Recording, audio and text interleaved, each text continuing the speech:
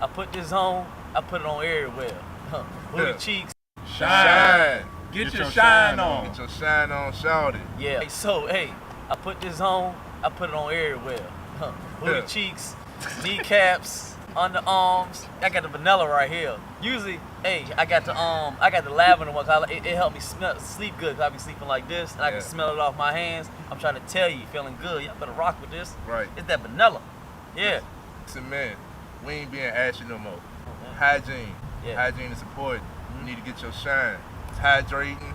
It's light. It lasts all day. You don't got to use a lot, and it's good from face to foot. Historically, I don't really use lotion or nothing like that because I'm like in a hybrid, light skin, in between dark skin motherfuckers.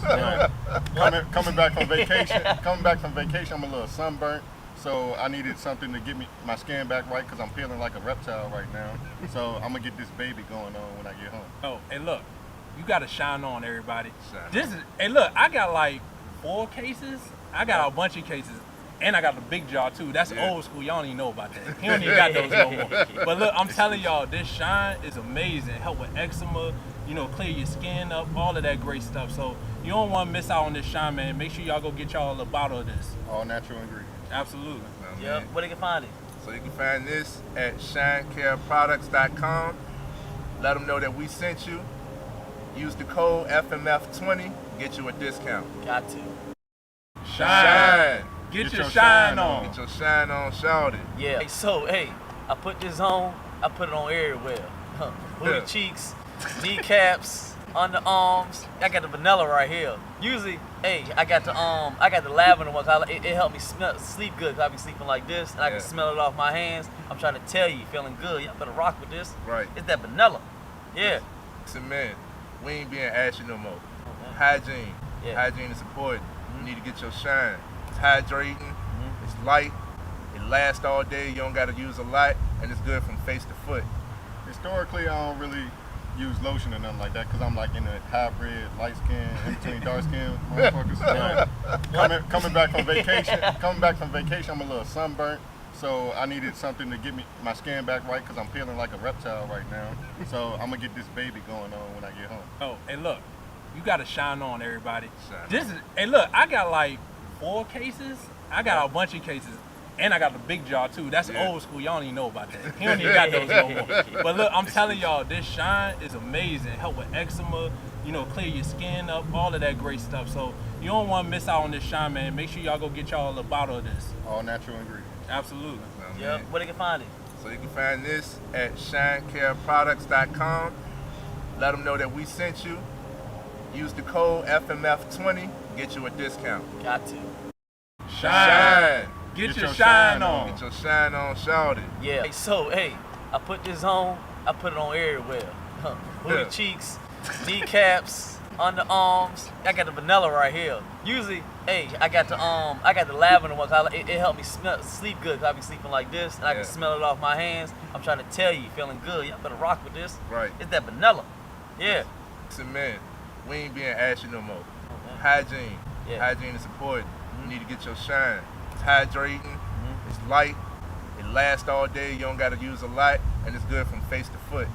Historically, I don't really use lotion or nothing like that because I'm like in a hybrid, light skin, in between dark skin motherfuckers. Coming back from vacation, I'm a little sunburnt. So I needed something to get my skin back right because I'm feeling like a reptile right now. So I'm gonna get this baby going on when I get home. Oh, and look, you gotta shine on, everybody. Shine. Hey, look, I got like 4 cases. I got a bunch of cases. And I got the big jar too. That's old school. Y'all don't even know about that. He don't even got those no more. But look, I'm telling y'all, this shine is amazing. Help with eczema, clear your skin up, all of that great stuff. So you don't want to miss out on this shine, man. Make sure y'all go get y'all a bottle of this. All natural ingredients. Absolutely. Yep. Where they can find it? So you can find this at shinecareproducts.com. Let them know that we sent you. Use the code FMF20, get you a discount. Got to. Shine. Get your shine on. Get your shine on, shout it. Yeah. So, hey, I put this on, I put it on everywhere. Booty cheeks, kneecaps, underarms. I got the vanilla right here. Usually, hey, I got the lavender ones. It helped me sleep good because I be sleeping like this, and I can smell it off my hands. I'm trying to tell you, feeling good. Y'all better rock with this. Right. It's that vanilla. Yeah. Listen, man, we ain't being ashy no more. Mhm. Hygiene. Yeah. Hygiene is important. Mhm. You need to get your shine. It's hydrating. Mhm. It's light. It lasts all day. You don't got to use a lot, and it's good from face to foot.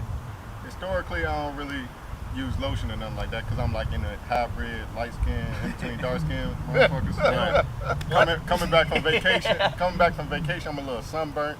So I needed something to get my skin back right because I'm feeling like a reptile right now. So I'm gonna get this baby going on when I get home. Oh, hey, look, you got to shine on, everybody. Shine This is, hey, look, I got like 4 cases. I got a bunch of cases. And I got the big jar too. That's Yeah. old school. Y'all don't even know about that. He don't even got those no more. But look, I'm telling y'all, this shine is amazing. Help with eczema, clear your skin up, all of that great stuff. So you don't want to miss out on this shine, man. Make sure y'all go get y'all a bottle of this. All natural ingredients. Absolutely. Yep. Where they can find it? So you can find this at shinecareproducts.com. Let them know that we sent you. Use the code FMF20, get you a discount. Got to. Shine. Get your shine on. Get your shine on, shout it. Yeah. Hey, so, hey, I put this on. I put it on everywhere. Booty Yeah. cheeks, kneecaps, underarms. I got the vanilla right here. Usually, hey, I got the lavender ones. It helped me sleep good because I be sleeping like this, and I Yeah. can smell it off my hands. I'm trying to tell you, feeling good. Y'all better rock with this. Right. It's that vanilla. Yeah. Listen, man, we ain't being ashy no more. Hygiene. Yeah. Hygiene is important. Mhm. You need to get your shine. It's hydrating. Mhm. It's light. It lasts all day. You don't got to use a lot, and it's good from face to foot. Historically, I don't really use lotion or nothing like that because I'm like in a hybrid, light skin, in between dark skin motherfuckers. Coming back from vacation, I'm a little sunburnt. So I needed something to get my skin back right because I'm feeling like a reptile right now. So I'm gonna get this baby going on when I get home. Oh, hey, look, you got to shine on, everybody. Shine This is, hey, look, I got like 4 cases. I got a bunch of cases. And I got the big jar too. That's Yeah. old school. Y'all don't even know about that. He don't even got those no more.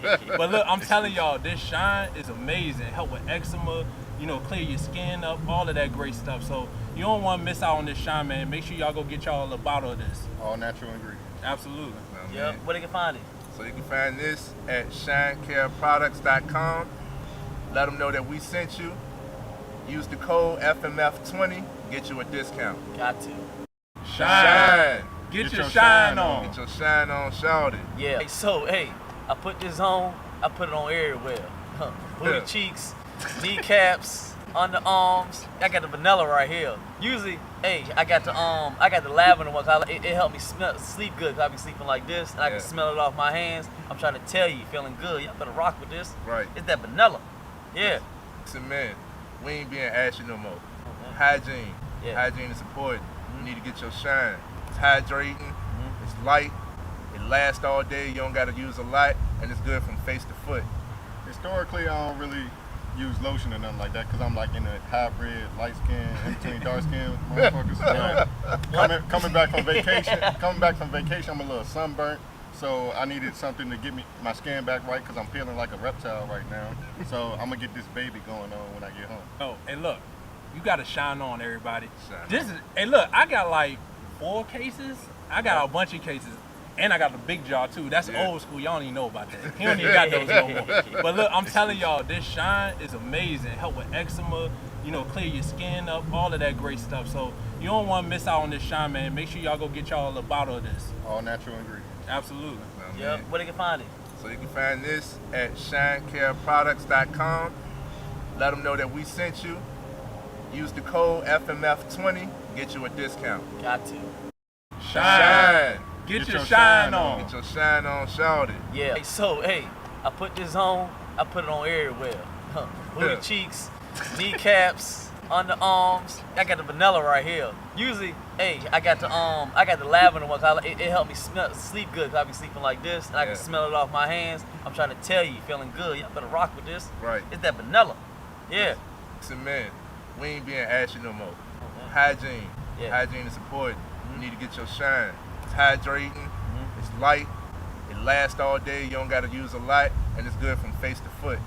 Historically, I don't really use lotion or nothing like that because I'm like in a hybrid, light skin, in between dark skin motherfuckers. Coming back from vacation, I'm a little sunburnt. So I needed something to get my skin back right because I'm feeling like a reptile right now. So I'm gonna get this baby going on when I get home. Oh, hey, look, you gotta shine on, everybody. Shine This is, hey, look, I got like 4 cases. I got a bunch of cases, and I got the big jar too. That's old school. Y'all don't even know about that. He don't even got those. Yo, what's going on, people? What's up? What's up, everybody? Ma. Yo, yeah, the Definitely good. FMF mod. What's good, yo? What's good, everybody? Welcome back to another episode of the FMF podcast. We want to thank y'all for joining us once again. You know, we're gonna get ready to get right back into it. You know, we got some great topics to discuss with y'all. We got my man G in the background doing the operations, getting everything up and loaded for us. So while he loading up the video, man, how y'all doing? What's going on, Keith? Our honorary fourth member. How you doing today, bro? Hey, I'm doing good, man. Y'all got me off work early, so I'm appreciative to be here. I know that's right. I know that's right, man. Yeah. Trey, what you up to, man? How you doing, Trey? Man, I am wonderful, and I'm realizing like when things is purposeful, you get energy. I was just talking to the fellas earlier about I was tired. I didn't get enough sleep last night, but then as I started working and things started moving, I ain't have to get no sleep. I'm up. Mm, Hey, just moving around. Yeah, man. My man behind the scenes, G, what's good, bro? How you doing today, man? man, life is good, man. You know, we just living life and looking good, man. You know the vibes. We out here just working hard, doing what we gotta do. Shoot, hump day, so I've been relaxing a little bit at home, working on the computer, getting things done. Life is great. Love it. Hey, Keith, I think me and Keith was thinking the same thing when you said hump day. Oh, Oh man, but how are you, Paul? so man, I'm doing good, man. You know, life is great. I mean, every day we get a chance to wake up, we get a chance to start over new, accomplish our goals and dreams, man. Go out here, get the job done. So I'm always excited about that. So you know, man, life is good. Even when it's not good, it's good. You know what I'm saying? So we just gonna keep on moving. And so what we got G, he gonna get ready to load up our first video. We're gonna talk on finance. And while he's loading up that video, everybody that's out there listening, man, y'all make sure y'all put in the comment section, man, how y'all doing today? Give us a what my man shout out to Devin. He said, yo, on a scale of 1 to 10, how y'all doing today? 1 is like awful, 10 is amazing. Put down in the comment section what level y'all on the scale of 1 to 10 as far as your day. But Right. we about to get into it in a second, man. We got a finance topic coming up. You know, that's my bread and butter. And just to give a little bit of background, not to the topic we about to talk about, but into you know, every Wednesday we got a meeting where we check up on everybody. And oh, real quick before we do anything, man, shout out to Mullen Irons. Yeah. Trey, how do you get shine, yo? Where can you get shine at? Yes, indeed. I just put that shine on before we started. So you go to shinecareproducts.com and you use the code FMF20. That's FMF20, all one word. So you can get your shine on. All right. Get that Shay and All Coco. right. He was moving the video Yeah. in. All right. Yeah. Uh-huh. Get that Yeah, shade. and What shout kind you out. said? That shade and cocoa? Shay and Coco. Mhm. She ain't gonna want no more. She ain't gonna want no more. Man, I'm telling you, man, that shine and it lasts all day too. And it's not too thick. Pause. Here we You know what go. I'm saying? Yeah, that was crazy. But it's all right. It's Yeah, all I know. I good. said, yeah, I It's all said it. good. But yo, it lasts all day, man. It's a good product, and y'all definitely gotta make sure y'all go check that out. And shout out to Millens. I hope I'm pronouncing your name right. Right. He said he doing the 10. It's a 10 today for him. Shout out to Taz. She got a 10. So I mean, people doing good out there. That's good to hear. Love it. Yeah, and Ty said we doing big things, man. Shout out to her. Yeah, was Matriarch. she the lady behind the scenes too, man. Shout out to Ty. She doing big things, man. If y'all in the Yeah. Richmond, Virginia area, y'all looking to buy a house, man. Shout out to Taj. Taj, put your information down how they can follow you. She's a great realtor in the Richmond, Virginia area. If you're looking to buy or sell a house, man, y'all make sure y'all go holler at her too. So Exactly. she's real good at what she does, man. So shout out to Todd. Oh, we need to say what's up, man. We how your people doing on Facebook, man? I want to go ahead and welcome your people, man, because I don't know half the people on there, boss.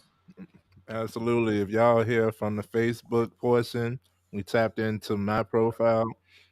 Thank you all for being here. I'm shouting out Miss Meaty Whitmore. That is one of the nonprofits that I am closely working with and have seen develop from the ground up and is doing wonderful things. This is also one of the major players in Richmond that have allowed me to be able to come and speak to the kids in some of the high schools in Richmond. So shout out to you. You're doing amazing. And y'all will definitely see more from more involvement of community work from us, and it will definitely be tied into the Heinz RVA Foundation here in Richmond, Virginia. There we go. Yeah, Yeah, shout out to Hans RVA, man. They doing some great work out here. Mm-hmm. I like it. I like it. I like it. All right, let's go ahead. We're gonna jump right into it, man. We're gonna talk a little bit about the banks. We should talk. We should talk about the banks, man. Is that our boy GC? Say again. I said, is that our boy GC? Think so, Grant yeah. Cardone, yeah, I don't know All if right, this let's is go ahead and get into it. green. Y'all can't be saying that, man. That all white people look the same. They may not be green. Do right there, goddamn. Oh, I see what time it is, G. I see what time it is. Okay. I ain't saying that, man. I'm just saying. Oh yeah, G ready to turn up today. Yeah, okay. All right, great. Let's go ahead and run into it. Let's see what he's talking about. All right. If it's in the bank, why don't you go down to the bank this afternoon and get 50 G's from it? Is that hard? Impossible. Okay. Not only is it impossible to get 50 grand. Well, I've called them and they just said they need time. Oh yeah, they need time because they're not carrying cash because they're fractionalized banking. But try to give them 50 grand. What will they do? Come back, man. Come back. We can't take this. We have people in line. I dropped $1 million in cash off to a bank one day at 7:30 in the morning. And they're like, you don't have any security? No. And I'm getting on a plane, dude. You're taking this money. This came from you. It's coming back to you. They literally had to shut the bank down. They were so nervous. Giving the banks money is becoming problematic. And for sure taking it.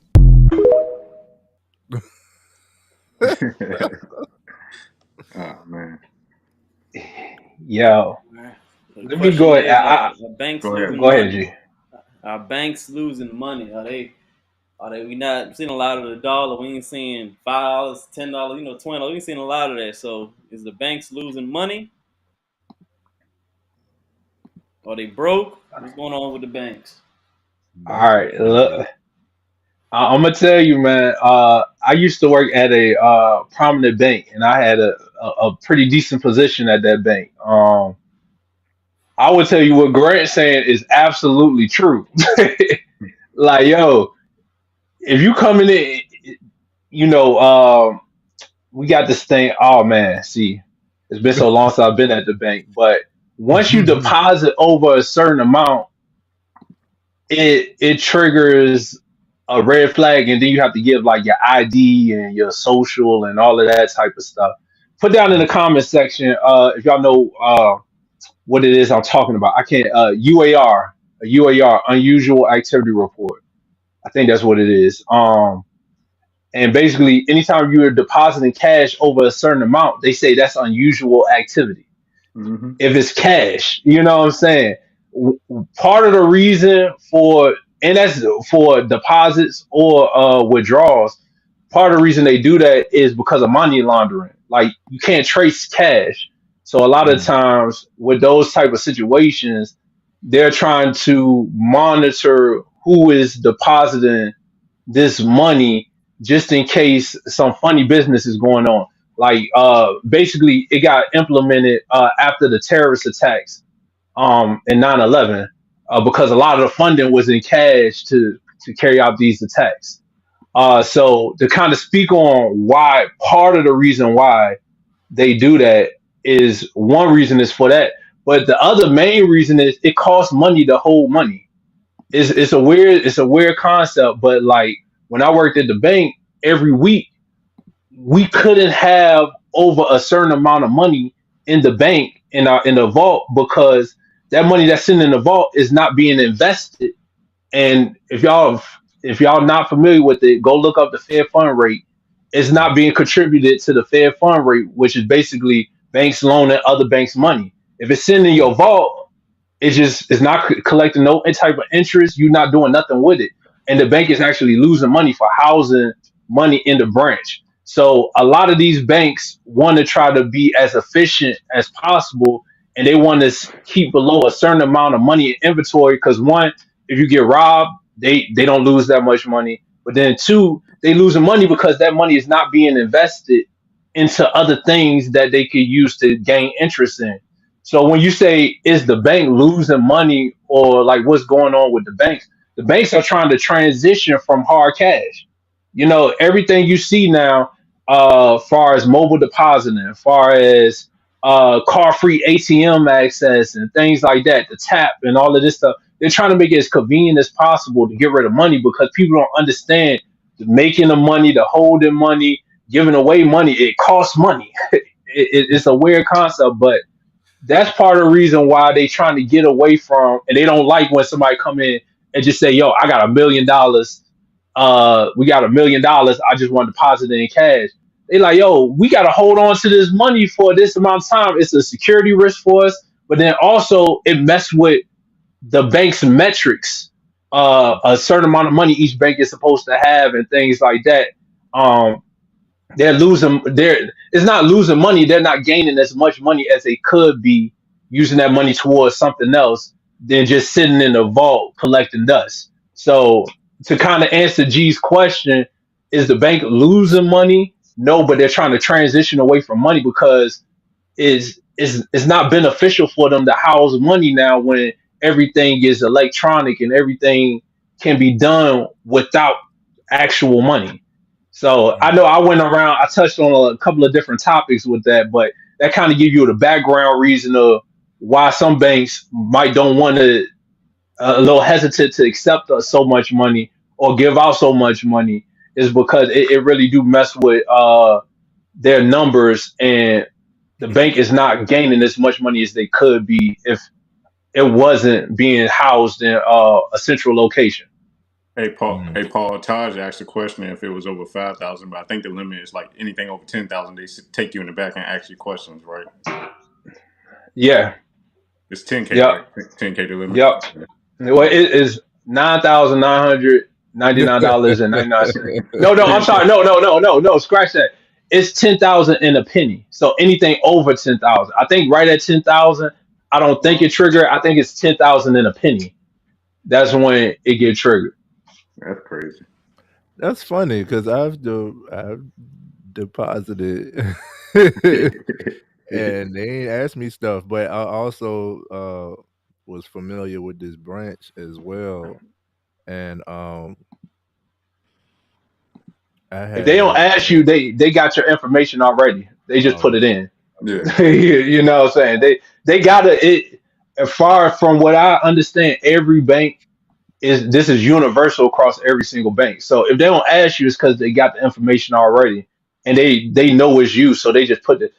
It's been times I ain't asked somebody because I already know the information. So yeah, I had an experience in 2020 where the company I worked for was doing real well, so I had a large lump sum of money coming my way for my bonus, and they had to take me to the back, ask me all these questions. So, what you plan on doing with the money? Do you need a financial advisor, Merrill Lynch or something, since they work with Bank of America or whatever? And I was like, what the fuck? This is some personal question. I'm just trying to put money in the bank to do what I want with it. Like, that's my fucking business. Like, but I guess I had to learn, like, over 10, 10 G's in a penny, you gotta explain some shit, They gotta know where it came from. I'm like, say it on the paper, like it's from Voya. Like, what the fuck you talking about, Yeah, it's wild, man, because on the being on the other side of the counter and being the one to have to ask a question, I'll be like, damn. I'll try to figure out the best way to try to ask these questions. Cause I got cussed out a couple of times, but I like, look, hey, I gotta do what I gotta do. But you gotta get like the social, you gotta get a telephone number, occupation, um, the purpose of the funds. Like it's like a whole questionnaire, man, that you gotta do. That is just, man, is very, a lot of people don't want to give that personal information, and I believe you got the right to not say it. I mean, you got the right to not tell them the information, but then they just gonna put in what they got to put in. You know what I'm saying? And they can also put in notes on like if they feel like it's suspicious behavior and things like that too. So I mean, the banking industry, man, is it's an interesting industry, man. It's an interesting industry where if you give the bank money, Yeah. they like, oh, what's going on? Why are you giving us so much money? You know what I'm saying? Like it's a crazy Right. thing, yeah. But it's really for money laundering. Ever since 9/11, they put that in place to make sure people won't, funneling terrorist activities and things like that. Shout out to 9/11 that just passed. hmm Man, I thought you was going the whole another way with that, John, trying to go to talking about how not just the concept of putting that we all said up to 10,000 you can't put it in the bank and thing like that. I thought we was pushing towards going to the brick situation where they might be trying to flush away the dollar, trying to flush away and turn into that fiat that they're trying to get to with the Bitcoin and all that. So I was thinking maybe some of it is going towards that where they're shifting the climate on how we be able to use currency in everyday life, because I'm seeing that it's rare. I'm seeing, I can't be the only one. I don't know where y'all can correct me. I'm going to some places when I get food or anything like that where they'll have on signs on there that say not accepting cash and all that. So I'm like, y'all slowly trying to get away with it. So I thought this was kind of going towards that, or maybe this has always been a rule in effect where you can't take or get out a certain amount of money. Is that true? Yeah, this been around ever since I worked at the bank in 2012. Okay. So this has been around for a while, but the thing is, you don't know how long they've been planning this rollout. You know what I'm saying? Like it's been gradually and slowly, like G said, transitioning away from the dollar.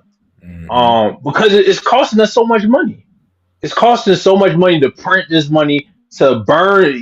They burning millions of dollars consistently. You know what I'm saying? Like old money that just they trying to get out of circulation. I remember that's another thing at the bank.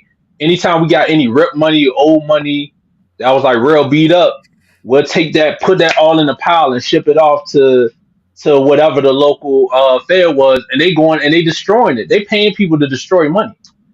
So it, they it's a transition to get away from the dollar. But this specific topic right here, it started from 9/11, from what they told me in class and everything like that. Um, that they're just trying to make sure it's like to prevent anti money laundering. And kind of going that way. But I do feel like that goal plays into the fact that they don't want to keep money around, and banks are keeping less and less money in inventory. And just like the guy said on the video, if you want to get $50,000 out, you got to call in advance, because people don't understand. Most banks don't got that much money in the vault. You know what I'm saying? Like it's not that much money. I'm saying a lot of banks probably got less than 100,000 in their vault. You know what I'm saying? Like it's not a lot of money that's back there. So somebody coming and getting 50,000, that's wiping out half their inventory a lot of the time. So you guys, so the normal protocol was somebody got to call it, or either come up to the branch or they call in advance, say, hey, I want this amount of money, and we let them know, hey, we can order it for you and get that to come in. It's Tuesday. We can have it for you on Friday, and that's just how I go, man. Banks don't got that much money, yo. See, I don't like that. I'm telling you. that kind of stuff be pissing me off, man. It's like the smallest stuff you get on nerves. So I'm saying, okay, it took you 2 seconds to take my money. All right, 2 seconds to take my money. All right, overdrafts, cool. all that shit. Yeah, overdrafts. Yeah, exactly. He said it too. Overdrafts, they go out that quick. It ain't no 2 or 3 day process. And give me that 2-3 day process. But for you, your process and it's okay. And then when it comes to like if you get a refund from somebody, it'd be like you could take my money real quick if I buy something off Whitlock or something. But then when I return the shoes, they can't fit this on that. Man, it's gonna take you about 7 to 10 business days to get your money back. Hey, bro, what you mean? And this, my money, and look, I'm gonna tell you because it all go hand in hand. The merchant services, the banks make money off you swiping your cards. You know what I'm saying? That's why so many people don't want to take cash. Like these merchants is making so much money by swiping. Like the merchants make like I think it's 1 to 3%, 1 to 5% off of every purchase. You know what I'm saying? So it's a big push to kind of go with that. And these merchant services are working directly with the banks. So it's a hand-in-hand process, man. And the crazy part is, like what G said, man, I remember being in the bank, people get their money taken, right? It's obvious somebody took the money out. Well, you got to wait 3 to 5 business days. We got to do an investigation before we give you your money back. You know what I'm saying? It's wild. But just a little plug. If you go through your credit card, the credit card process is a lot faster than your debit card. So whenever you're making like purchases and stuff like that, it's better to use a credit card because they refund your money faster through your credit card than with your debit card. So that's a little plug right there. But it is wild, man. Money? Huh? You think it's because it's not your money and they more in with the lenders? I think anytime it's dealing with your actual cash that's in your account, you gotta realize every night if you ever made a deposit, cash or check, it's always gonna say pending on your account. You know what I'm saying? And that's because before they let it hit your account, they're gonna try to trade that money and flip it and get as much interest off that money as possible before they throw it back in your account and make money. And you can get access to your funds. So when you think about a debit card, that money that came out and everything like that, and if they got to refund you the money, that money is coming from the money they trying to invest to refund back to you. So this is just what my belief is. They like, well, shoot, we gotta give them the money back anyway. Let's see how many times we can flip this money before we give them their money back. You know what I'm saying? It's the banking. That's why I got out of it, yo. Like it's crazy. Banks make it. The bank I worked for, and I think it was 2017, made $35 million off of overdraft fees alone.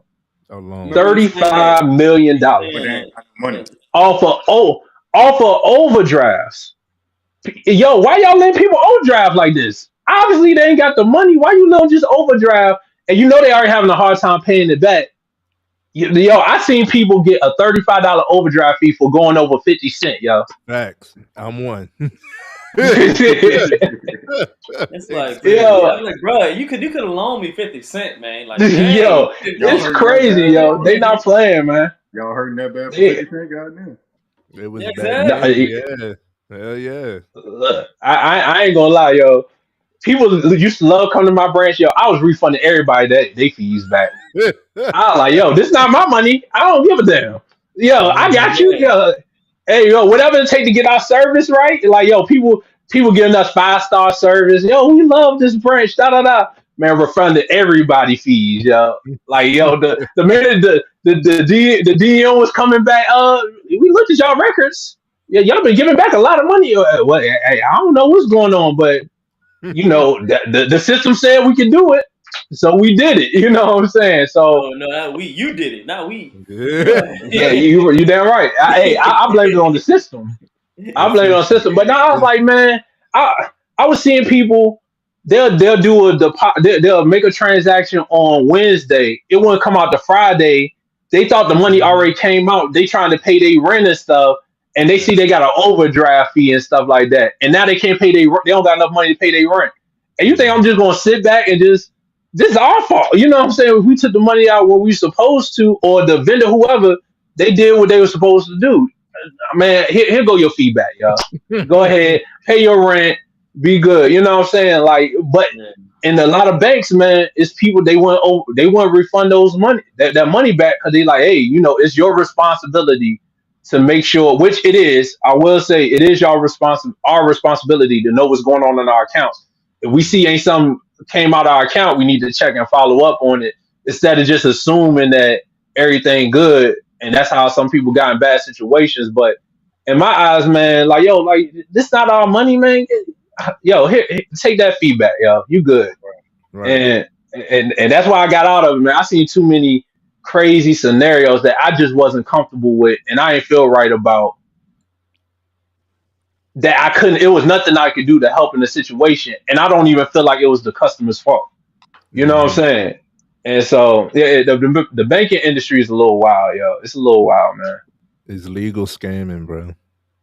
Hey, look.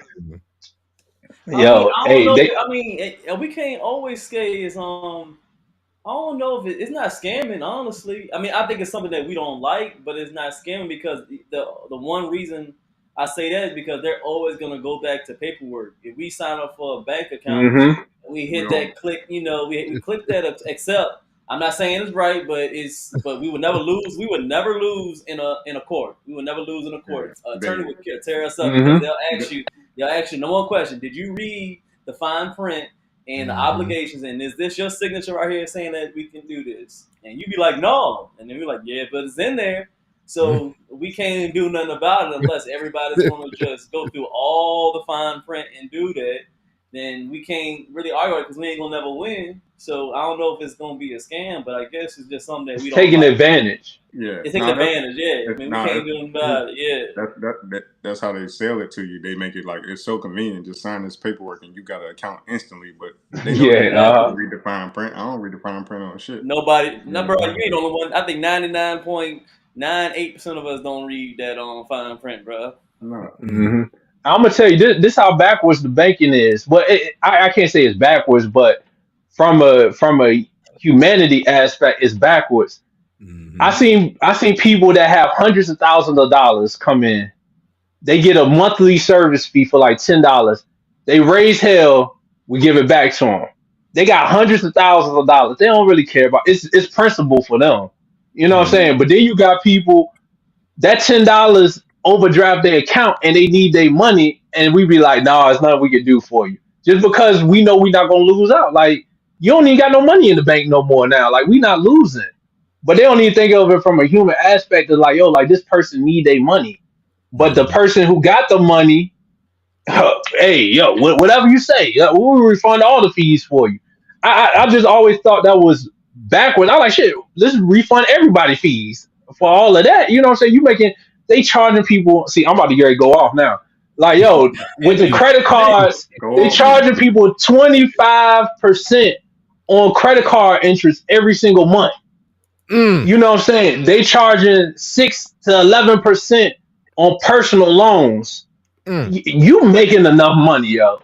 You making enough money, and that's why a lot of people transition into these online banks because online banks don't got no monthly fees. They won't let you overdraft and stuff like that. You know what I'm saying? People are going away from those traditional institutes because they too greedy, yo. They got all this money. Facts. They making all this money. They got people that like Keith was talking about. If somebody coming in with a $25,000 check, hey yo, let's get you such. You get some money off of this. You know what I'm saying? And I don't care about helping the person that really need the money, but then the person that got all the money, we want to maintain the relationship with them. But it's like, yo, like, why y'all don't want to help the little person out too? And that was my biggest issue with the bank. I was just like, yo, like, I feel like y'all don't really care about the people that really need the services. Y'all just taking advantage of them. Yeah. Biggest thing I don't like about it, I know we about to head to the next topic, but the biggest thing I don't like about it is that I didn't know, and I don't know if it's in the fine print, whatever, and how far in the fine print it could be, but I didn't know that banks were investing my money. And the fact that I'm not getting a return on my money, or is it 0.001% or something like that? Yeah, you get about a penny. You know what I mean? And you getting a stack, and I get a penny. You know what I mean? And that's you're not showing a decimal in this account. You know what I mean? Like for real, for real. Like, and I'm not gonna acknowledge it. It don't say plus 0.01. You know what I mean? In the transaction. So, and then don't get me started on like cash back and all of that stuff because I just got cash back from something that I purchased months ago, and don't get me started on it, bro. Like that's why I say it's like more. It's a game, but the scam part that I thought was I ain't know that much about overdrafts until I experienced it. I ain't know like all of this stuff I had to learn through experience. You know what I'm saying? Depositing over 10K.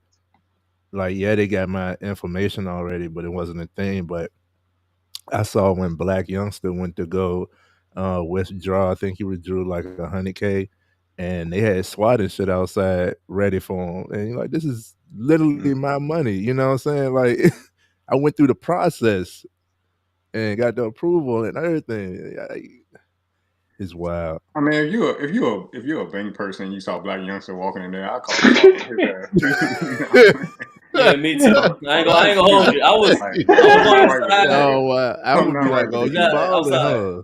No, Trey, I was on your side until you heard Black Youngster. I was like, maybe not discriminate. I would have been like, I understand. I'll say two things. Let me say two things real quick. Let me say two things. The same guy from the video said, if you just have your money sitting in a bank in a savings account, it ain't doing nothing for you. You wasting it. So, you know, that's why it's not financial advice. None of this is financial advice, people. We're just giving y'all some jewels. But I would, like Trey, we talked about investing in dividends. If I'm a hold my money somewhere, at least let it be somewhere that's paying me back every month or every quarter for it being held there, like, you know, like holding it in dividend stock. Secondly, I want to say, you know, switching to using a credit card has been so advantageous for me because the debit card, I was getting so many fraud. I had like 3 fraud instances this year from people like just able to get access to my account. I changed my card 4 times, and every time somebody got access to that account. I don't know if it was like if I bought some online or what, but credit cards are more secure. The only problem that I have is if I pay all my bills with my credit card, now when I go to the bank to get to the ATM to get the money off my debit card to put back on my credit card, you can only get like $800 at a time out there. ATM now. Like, so the banks really probably don't have no money, bro. They're going for broke. Like, I have one specific ATM I go to because that's where I can get everything I need, you know, in a day to go to. If y'all need that plug, just let me know. All right, That's what's up, man. We're gonna go ahead and wrap this topic up, man. That was a good dialogue, fellas. That was a good dialogue. We're gonna get G. He gonna get the second video up and running for us. But while he doing that, any final thoughts with this topic y'all got? Don't keep your money in the bank. Like, you know, pay your bills, you know, have your paycheck go there and then put your money somewhere else where it can do more for you. Invest it elsewhere. Yeah, not financial advice. Yeah, man. I always talk about like that emergency savings, man. If you need to get to it within 24 or 48 hours, you need to have it in some type of like bank savings, high yield savings account, something like that, where you can earn just a little bit more. It's still not a lot, but you can earn a little bit more. But anything outside of that, man, it should be, get that thing, start flipping, get some get some interest on your money, get some dividends off of it. Be doing something outside of that, man. Because like I said, man, it's sitting there collecting dust. A penny, you get a penny for every $100 in most bank accounts, man. So it's like a penny to a nickel for every $100. Yeah. Hey, Paul, you a good one because they give me a pile of money that's all torn up. I'm gonna get the scotch tape in the back and turn the cameras off and try to make them dollars whole again. You know. Hey, look! All right, I'm gonna tell y'all. Look, story time with Paul. Right, while G getting everything together. This is speculation. All right, I'll make it quick. Speculation, yo. I think I know somebody that got away with stealing like secondhand I don't know the person directly, but I know somebody that knows somebody. Stop sniffing. About $70,000, yo. I don't know what he's talking about. Hey, Paul, you saying it because they didn't cut you in, right? They should have cut you in. I don't know what he's talking about. I think. Like I say, it's speculation. It's speculation, I don't know what he's talking about. I don't know what he's talking about. But yo, I'm telling. I'm suburban. Yeah. I have no ties. I have no ties to this or anything. But yo, like people don't realize. Like they'll catch you. They're gonna catch you eventually. But it ain't that hard to like get away with it initially. It ain't that hard initially. It's not that hard, yo. But you best believe they always gonna find you though. They always gonna find you, yo. All right, yo. Hey, let's go ahead. Hey, G, what we got for the next topic, yo? What we got? You already know, about to move on. First off, I want to say thanks to everybody tuning in to the FML podcast.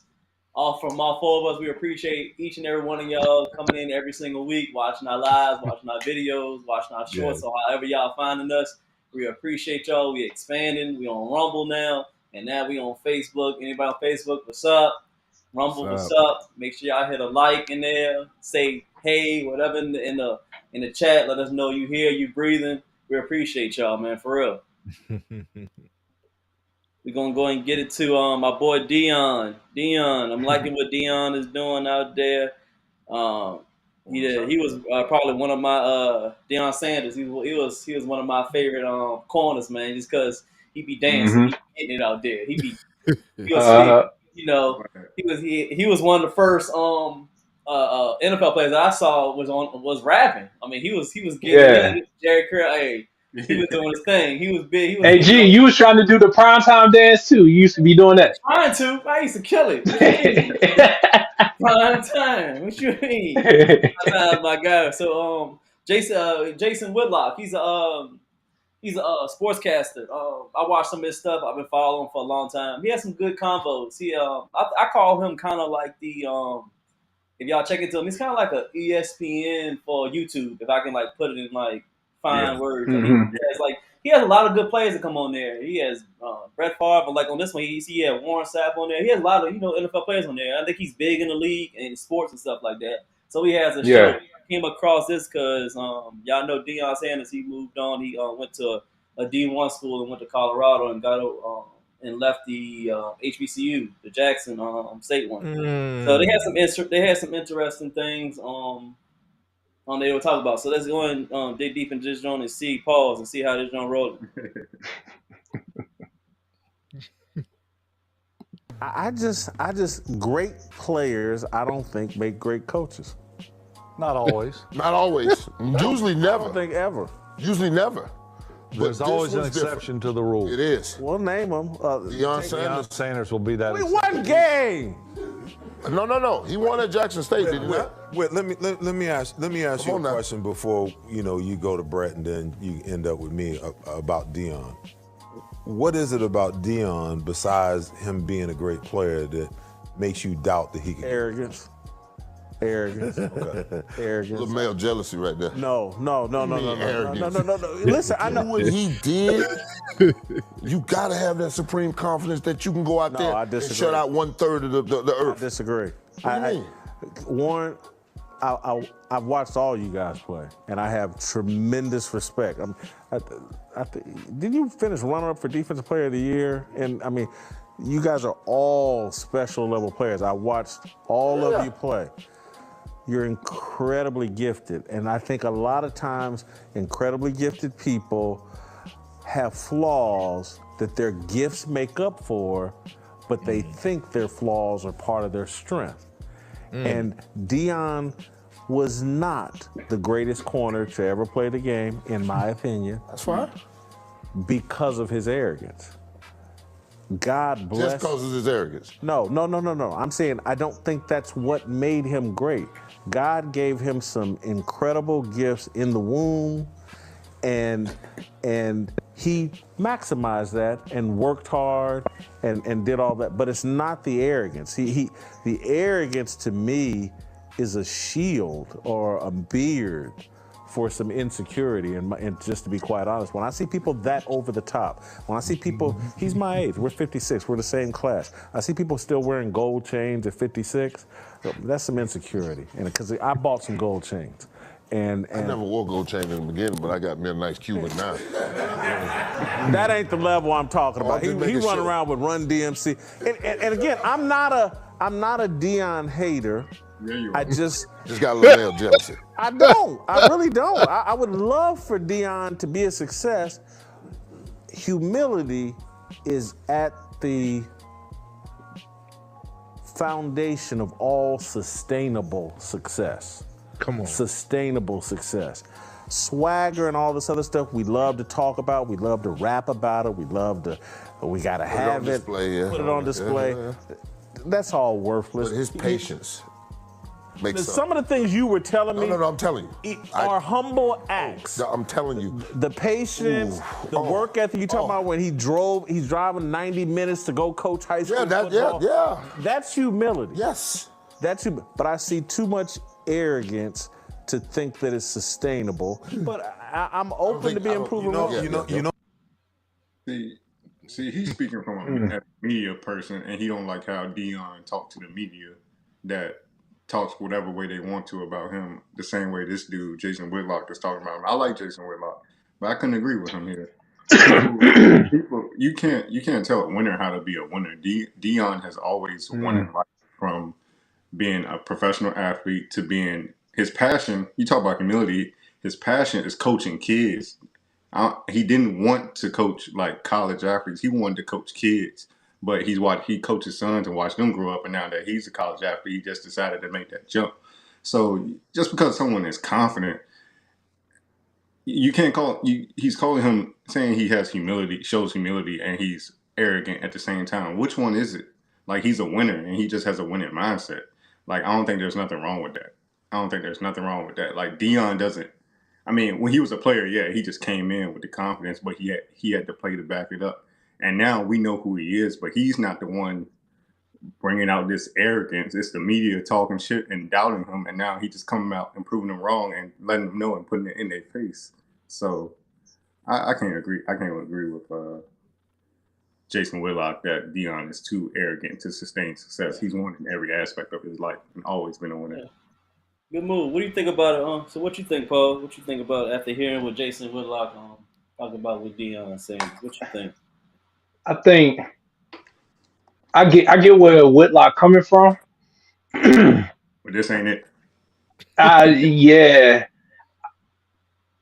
I didn't play high level sports or anything like that, but I was good on the levels I did play on. And when you play in a sport and you really want to try to be the best, you gotta have some level of like I think once I was talking about it, you gotta have some level of unwavering confidence in yourself that you can get competitive.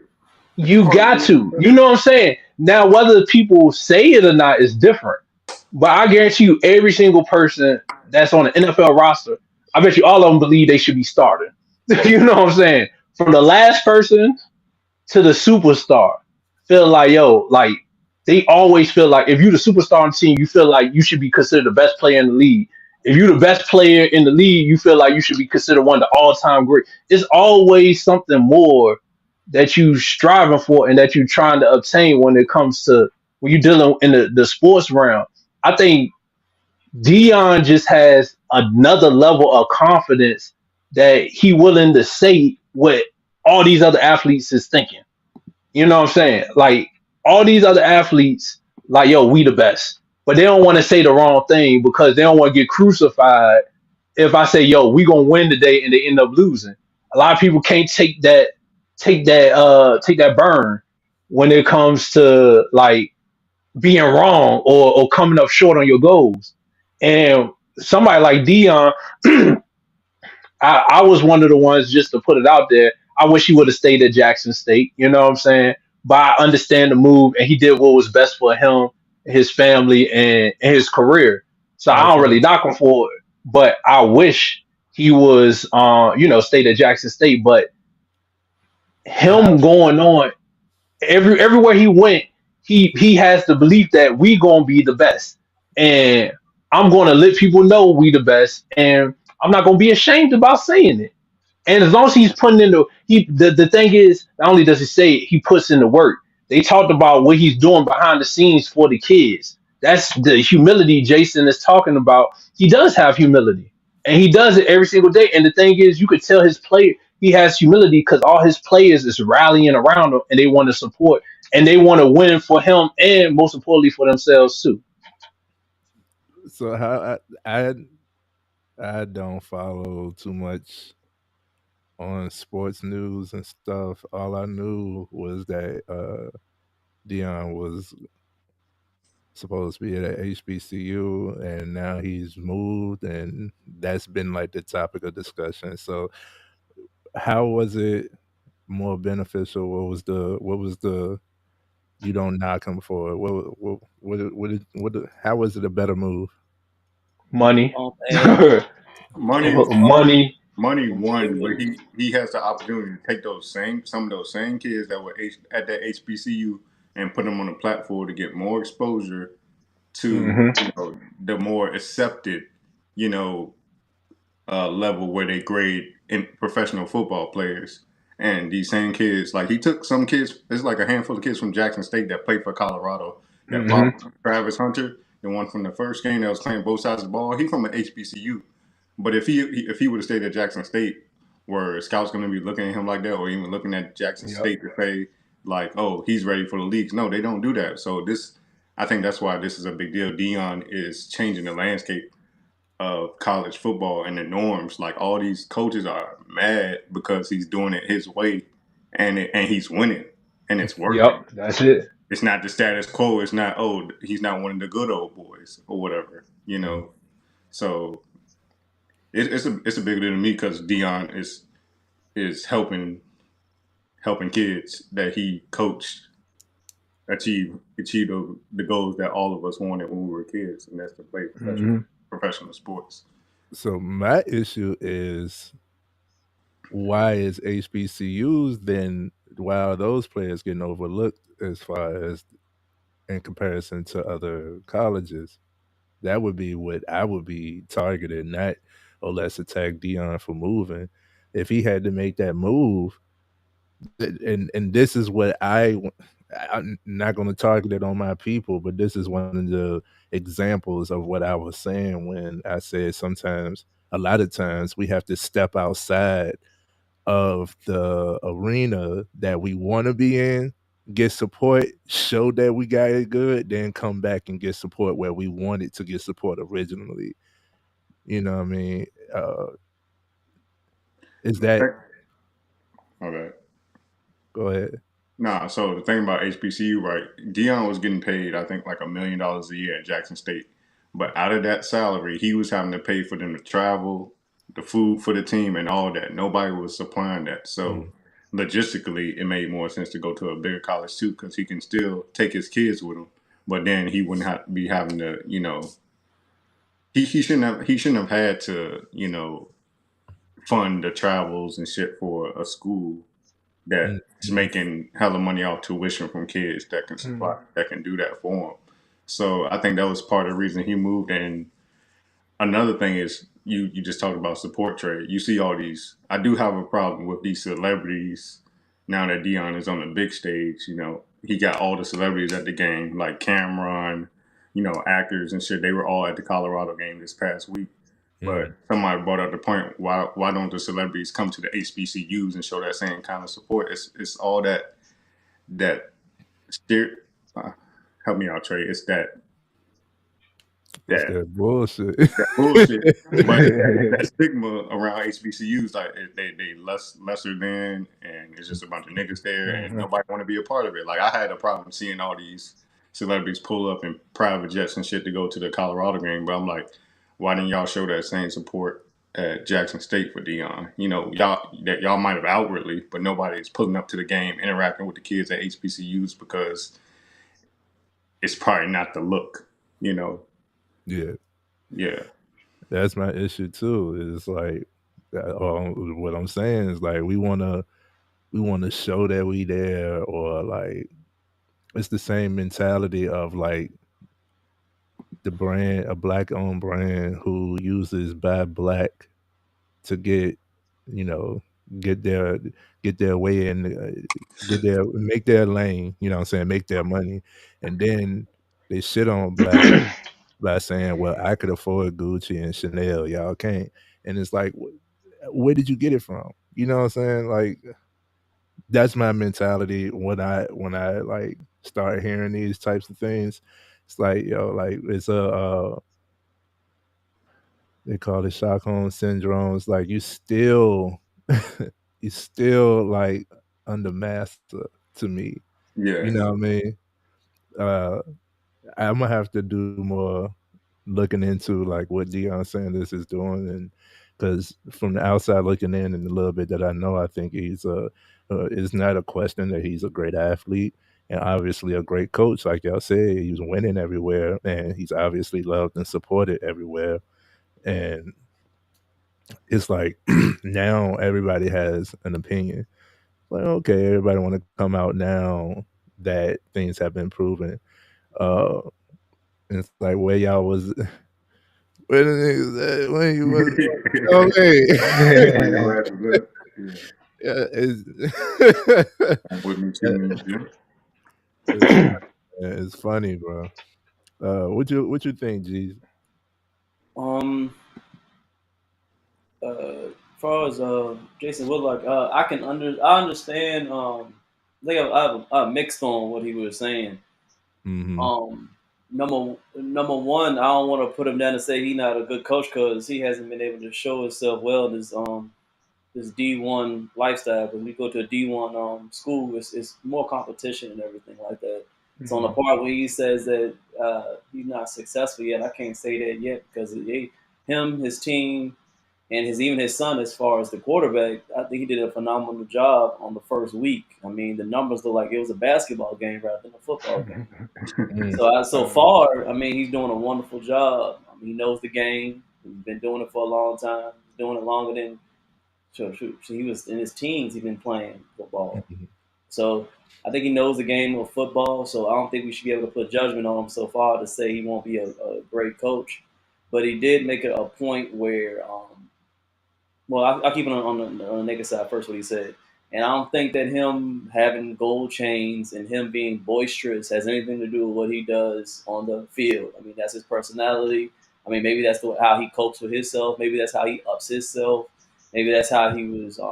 That's just his personality. I mean, you can't fault nobody on how they move. I don't talk about how some other man, how he move, how he tie his shoes, or what clothes he wear. He a grown man. He do what he want to do. So I don't think that has anything to do with his coaching ability. So I wanted to get that out of the way. Mm-hmm.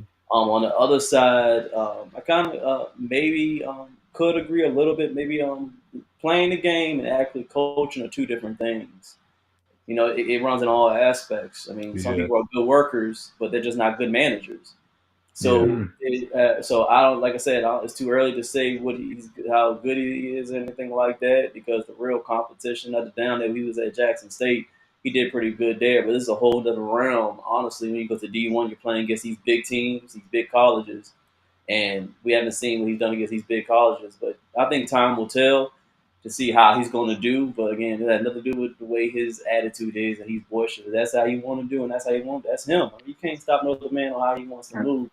But usually a player that turns into a coach, statistically, he's right. They usually don't do well. Statistically, if you look at it, usually if you play good ball, usually you don't do good as coaching. So I understand where he's coming from on that aspect, but you can't put on, like I said, the gold chain and all that stuff. But we'll see in time. Let's see how the season goes. It's usually a poor example when people have this type of dialogue, because I disagreed on the gold chain stuff too. That's just imagery. It ain't got nothing to do with him coaching. Yeah, it ain't got nothing to do with it. Yeah. And because you got a gold chain at a certain age, that you don't have humility.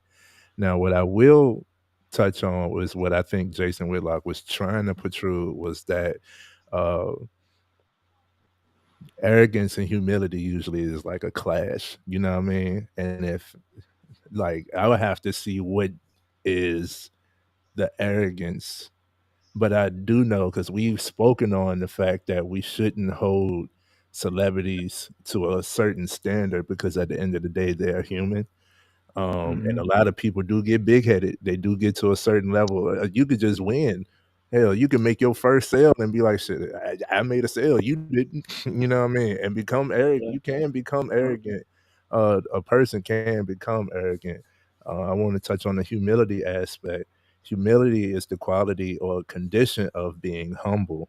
It's the modest opinion or estimate of one's own importance and rank. So y'all know my line, I've said it quite a few times, is stay humble, but stay hungry. You're not supposed to be you're not supposed to be so humble that you're settling for where you are. You're supposed to stay hungry and keep on going for what you want. You're supposed to, especially if you're in a competitive, literally like the competitive sport, right? And you're supposed to stay hungry. You're supposed to stay you're supposed to have that air of confidence that a lot of people will misunderstand or misinterpret as arrogance. I've been called cocky many times, and I don't see myself as cocky because confidence is evidence based. And confidence is basically just faith in self. Like, I am confident in myself. I believe it's self assurance. So to have a certain level of self assurance will seem arrogant to the next person, especially if they don't possess it themselves. You know what I mean? Um, so I can't question his humility because, like y'all said, he's doing great things. And humility, the root word for that is human. You want to like keep your human aspect about you. Uh, don't start thinking of yourself as a deity, you're a god and stuff like that. Like, you want to keep your human aspect about you and have respect amongst others and still show love. And I see that this guy is doing those things, so I can't question his humility, and I can't say that he's arrogant because I haven't actually seen none of this stuff or heard about none of this stuff. Because he's at a certain level, I would tell him stay humble but stay hungry. So keep your air of human, like, you know what I'm saying, but keep going for what you want, bro. Got to. I think depending on what kind of story you're trying to spin, people just twist words. Like Trey, you just called it confidence, but Jason Whitlock called it arrogance. Like, depending on how you're looking at it, it could be either or. But I don't think nobody who has a winning mindset is a winner in life, just all the time humble. You can show your confidence. It doesn't have to be arrogant. When you're in your field, you're showing that, like when you're at work or when G is in the gym, or Trey, you're, mindset coaching, sell shine, or Paul, when you're in your financial field. Like, when you're in the field, you have that confidence that you can get your goal accomplished each day, and you go out. I'm pretty sure, knowing y'all go out saying, "Yeah, we go get this shit done." But when you're amongst the people, you're not, flexing on them or anything like that. You're showing your humility. You're relating to them. Like, I watched a video G put up about, he's training people, but he's not just asking them why they ain't got the muscles yet or what they eating. He asking, "Yo, what's going on in your life? What's your mindset like?" He shows that humility too. So I think that's just both come with a winning mindset. You gotta have a little bit of confidence. Call it arrogance if you want, Right. but that humility too. It's all part of being human. Having confidence and pride, arrogance, whatever you want to call it. I don't think arrogance has to have a negative connotation to it. I think what I would say, and I know we about to get ready to wrap up with this topic, and we're gonna get ready to get to our final topic soon. But I think people have an issue with people who believe they can do what other people can't do. You know what I'm saying? Like, when somebody say, when so many people be like, "Yo, I wish I could do this, I wish I could do that," or somebody can't do this, somebody can't do that, and then somebody come along and be like, "Yo, I can do that." I'm gonna make it happen. A lot of people, and I don't care. You might can't, but I can. You know what I'm saying? Like, when people say that, they take it as being arrogant when it's really confidence. Just because you believe you can't do it Don't sit here and get mad that somebody else believe they can, and then the biggest part is they follow through with it. They show that they can do it. Yo, people, the thing I like about what Deion doing in the sports realm, he bringing back like, yo, why can't you do stuff? Why can't I talk Right. and say, yo, I can win? And why can't I why can't I come into a program and be like, yo, if y'all can't live up to my expectation, all y'all gotta go. And I'm bringing in the people that want to live up to my expectation. Why can't somebody play both sides of the field? Why can't they do that? You know what I'm saying? Because y'all say they can't, I'm coming through and saying, yo, yes, we can.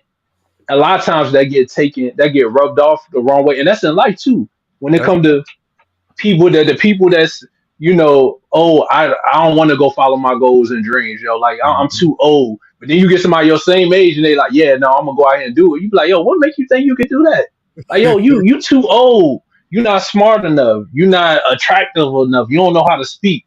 They got every single reason why you can't do something. But when somebody say, I don't care about nothing that y'all saying, I'm still gonna do it. Now you come off as conceited or arrogant or things like that. It's just people putting their limiting beliefs onto somebody else and saying, "Nah, you can't do it, and you shouldn't even think you can do that." You know what I'm saying? Like, it's a wild thing, man. Jason Whitlock and the media have the mindset of like slave masters because you're not towing the line, because you're not staying and acting like we want you to program. What's acceptable to us, you out of line and shit. So that's how I see it. Like no winner. Like let's take Tom Brady. The fuck Marquise, anybody told you look like comments gotta stop coming up, man. That should be distracting me. I don't know who Keith Lee is. I don't know who Keith Lee is. But look at Brady and Jordan. Like Brady is their golden boy. Nobody's greater than Brady. But when he was on the field, you saw him talking the shit to all the niggas like he wanted, bro. But that's what he was known for. And then in the conference afterwards, he's like, "Oh, I'm just Tom. I did my thing, and I just thank God that I have this gift to play football. And all this other shit, man. Like, nah, I ain't going." This the funny part, right? Nobody believe in you until you do it. Like they gonna keep on talking about Deion, and I don't know what's gonna happen with Deion. You know what I'm saying? I don't know if he gonna keep winning or not.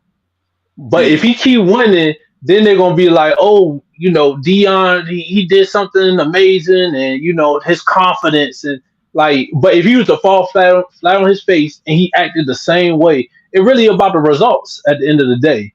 Like, yo, you can keep talking all you want, but as long as you producing, hey, can't nobody say about you. But then the moment you take a step back or fall off, then that's when they like, oh, your arrogance got you. You know what I'm saying? Oh, this got you, or that got you.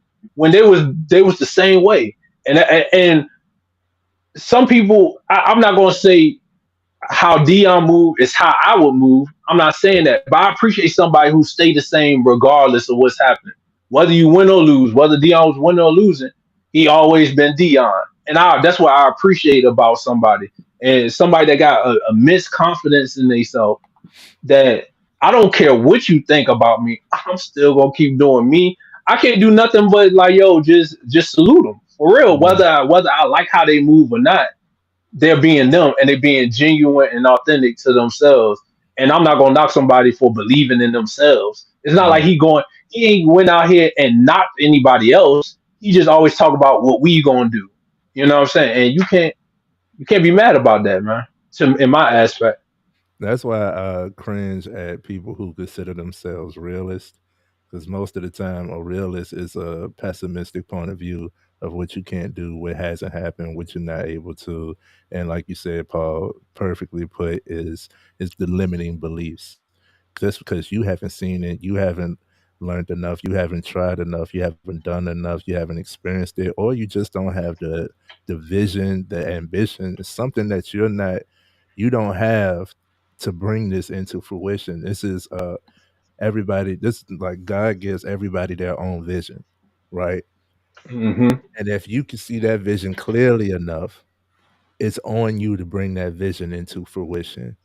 So regardless, y'all take this from everything that we just spoke on, regardless of what somebody else says you can or can't do. Nothing is impossible. Nothing is impossible. Like, don't let somebody else's limitations be the limitations of you. The sky is not the limit. We can go past the sky. We already know this. So don't let none of that stop you, man. You are more than capable. You have what you need at this moment to get started, and you'll gain everything you need on the way. So keep going. I love That's it, what's man. up. Great way. Hey Trey, that's Keith Lee you put in the chat, bro. Yeah. What's he, a UFC fighter or some shit? Yeah, MMA fighter. Okay. Yeah, he do kind of look I like never. that. He do a little bit, but Oh, let me see. Let me see. Just because I'm Pharisee. I don't know. But it's but everybody. It don't matter what you look like. Everybody always try to compare you to somebody on TV. It's just how it is. Yeah. Hey, y'all. I do that. And look in the comment section, y'all put down there if y'all think I look like Kyrie or not. Cause I swear I get that like every other day. Yeah. Hell yeah. Yo, put it in the comment section if I look like Kyrie. Or you know what? While the video playing, yo, put in the comment section somebody you think all us look like. Yo, put down in the comment section, yo. I got to find the jump that they said AJ looked like. He looked just like AJ.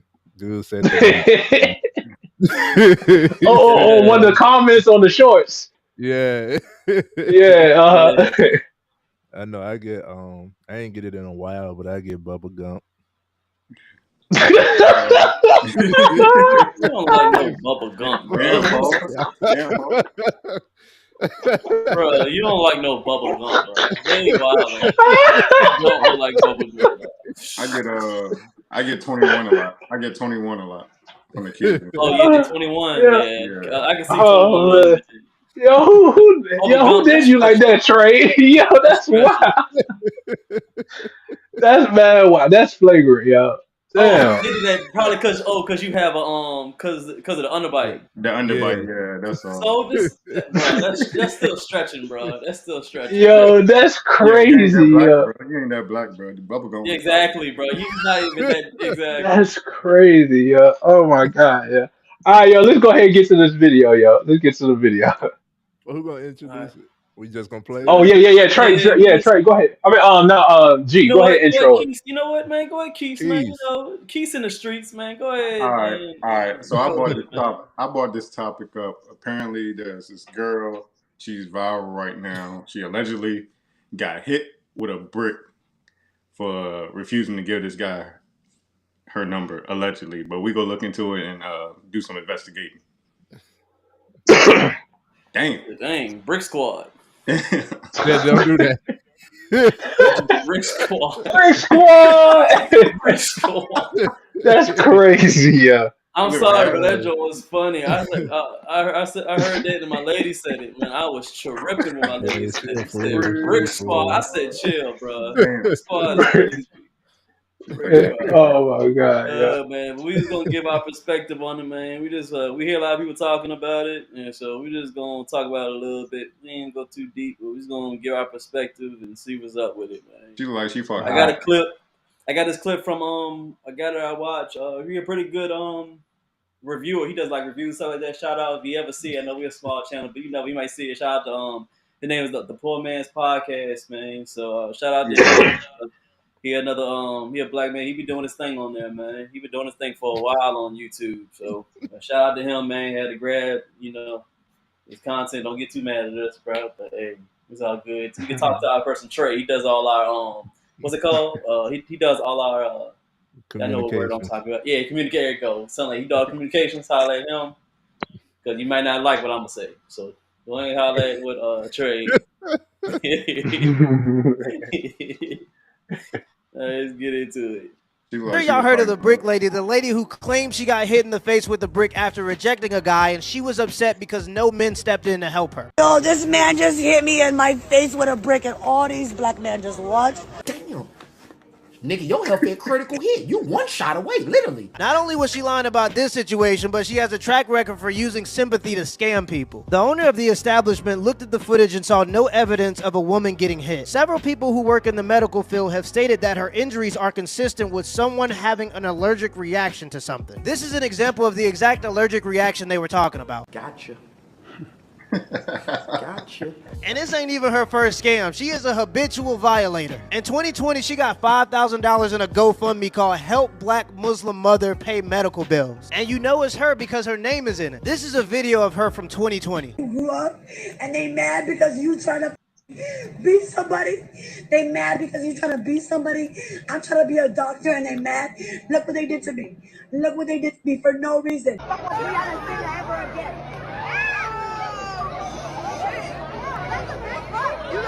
They gonna beat me up. I'm 30 years old, they gonna beat me up.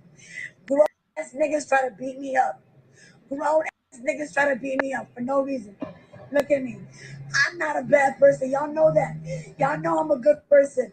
And they try to do this to me. This is a post from her in 2022 saying she has a bunch of injuries and she needs money for her son's birthday. And the list goes on and on and on. Literally 1 month later, she's seen asking for money again to fund a research project she's doing. Jump to February 2023.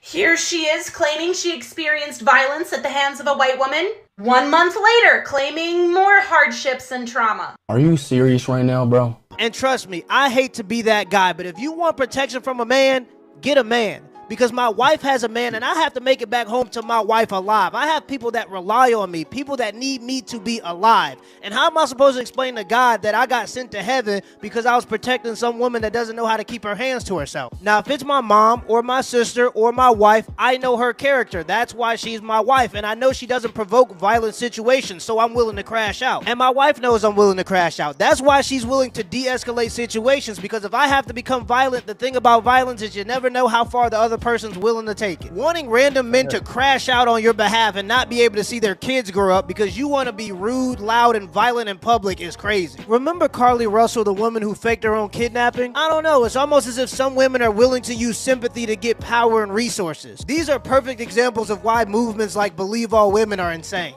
We don't do crack. Crack is whack. So I ended up giving him head, and then he took a video of it, and then I showed it to the cops and said that he did it unconsensually. Well, like, not the cops. Alright, I guess let's get into something that we ain't talking about. Yeah. So the question I want to pose to the guys based off this video clip, we'll get into the specific nuances of what happened here, but I want to ask y'all, are we as black men expected to protect black women that necessarily don't belong to us? Well, we had this conversation. I guess everybody get a simple answer first, so we don't have to drag it out. I guess and then somebody, and then we'll go into why. So I guess we think yes or no, Trey. What you think? It's situational for me. Okay. I would say situational or nuance. Okay. Situational or nuance. Thank you. Short answer, no. All right, man. I say no too. So I guess we want to go. Who want to break it? Who want to break theirs down first? Why no? Why no? I mean, I think what's the guy's name? Poor Man's Podcast. He brought up a specific. He brought up a example, like if I have a wife and kid at home that I need to make it back to, am I gonna go out my way to potentially risk my life and my people lose me because I try to go out and limb for somebody who just had themselves in a predicament that had nothing to do with me? That's my one case. But I know I can understand there could be nuances and situations. But like you said, you don't know if you get into a violent situation, you don't know how far the other person is willing to go. So you really gotta stop and think before you just act just because, I think, in my opinion. That's the thing is you gotta have proper discernment. Now, because we are such in a sensitive climate, you will see less guys willing to just jump in and play the protector role for anyone in any situation. I could give y'all my personal experience just this week. Yeah. I was getting off of work, and it's a main road, busy road, broad daylight, and I see a couple of man. Oh, it's more of a boy and girl because they was young, but a man and a woman. uh, but at the trunk of the car, right? And I was in that mode where I was you know how you just like on autopilot, you just driving, you ain't even paying attention that you're driving. I was thinking, but it caught my eye and I came back to reality and I saw uh where the guy chokes the girl, slams her head on the trunk, and then as soon as her head popped up, he punched her in the face. And I was like, whoa. Instantly, I slammed on brakes in the middle of the road, honked the horn a few times, and was like, yo. And when I did that, bruh backed up and he backed away. Now, with having proper discernment, what I wanted to do initially is get out, share some force with force. But I also knew and have delivered to this particular house before. I never seen this guy, but I delivered to this particular house before, and where they are paranoid in that house, so they go to sleep with the pistol on them. They come to the door with the pistol on them. They use the bathroom. It's always on them. You know what I'm saying? And I know this. You know what I mean? So in that, I had to process that really quick, and I chose not to actively.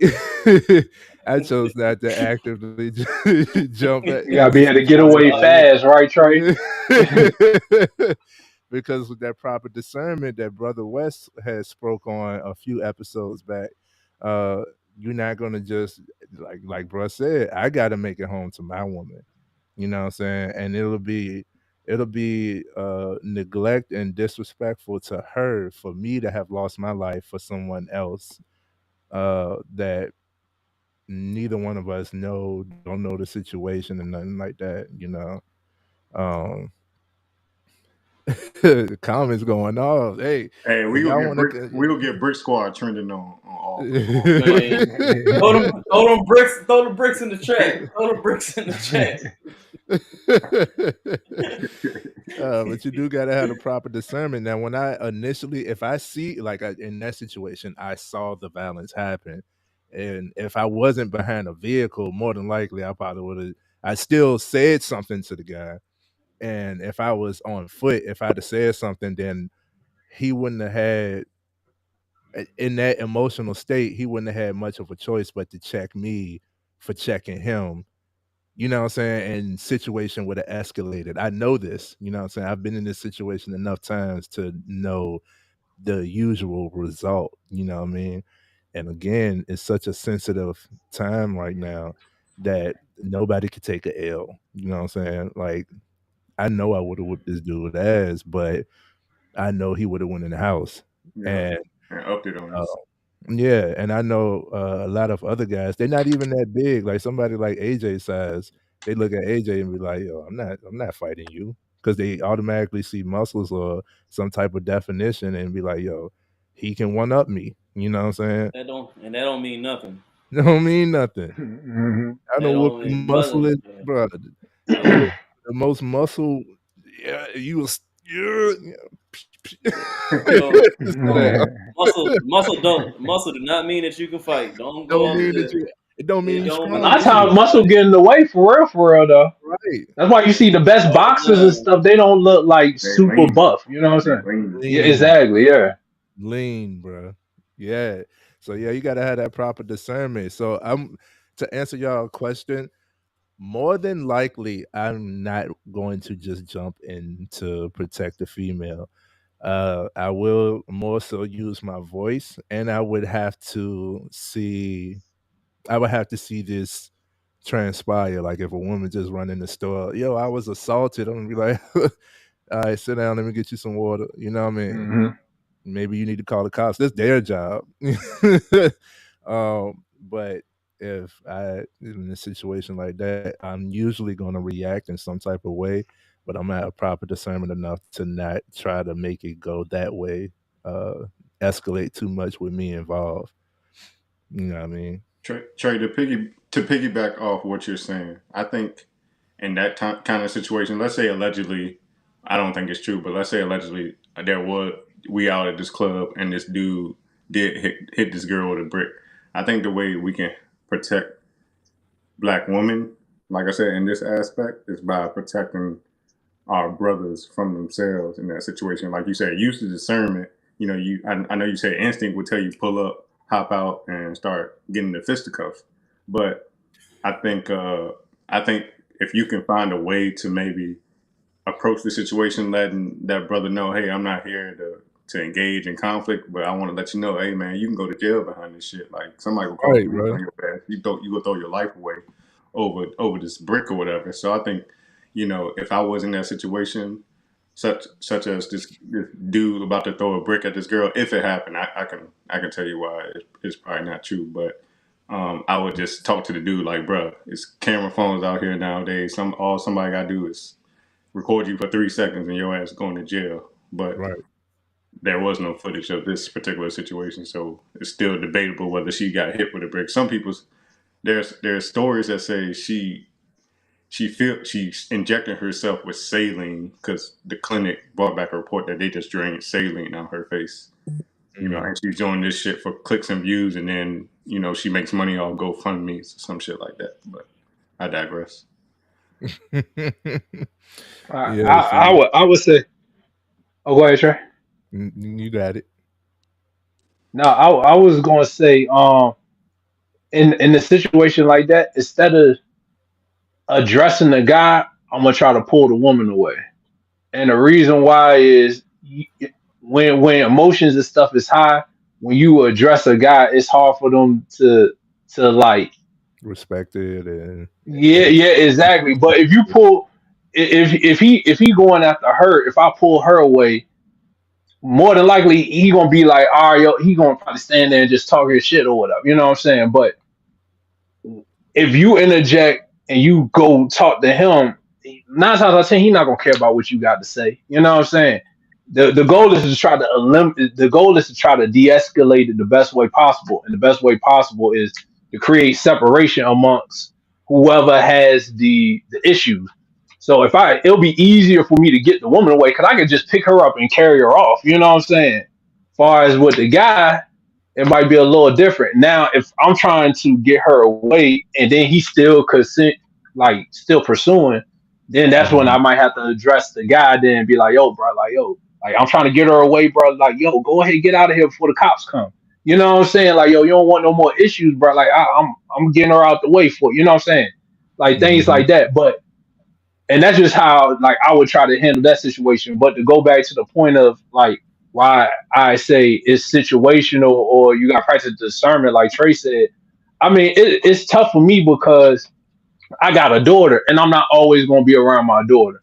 Right. And I don't expect nobody to stand up for it and things like that. But if somebody did, I would be appreciative of that person. I'm not saying somebody got to put their life on the line.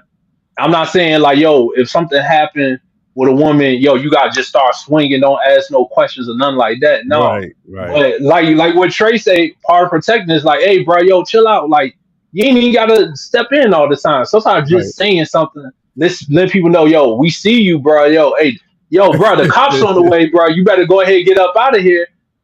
You did what you're supposed to do. Not everything being like, yo, I gotta come in and just start swinging for the woman or whatever like that. You know what I'm saying? Sometimes it's just about, hey, bro, hey, you better stop the cops right down the street. You know what I'm saying?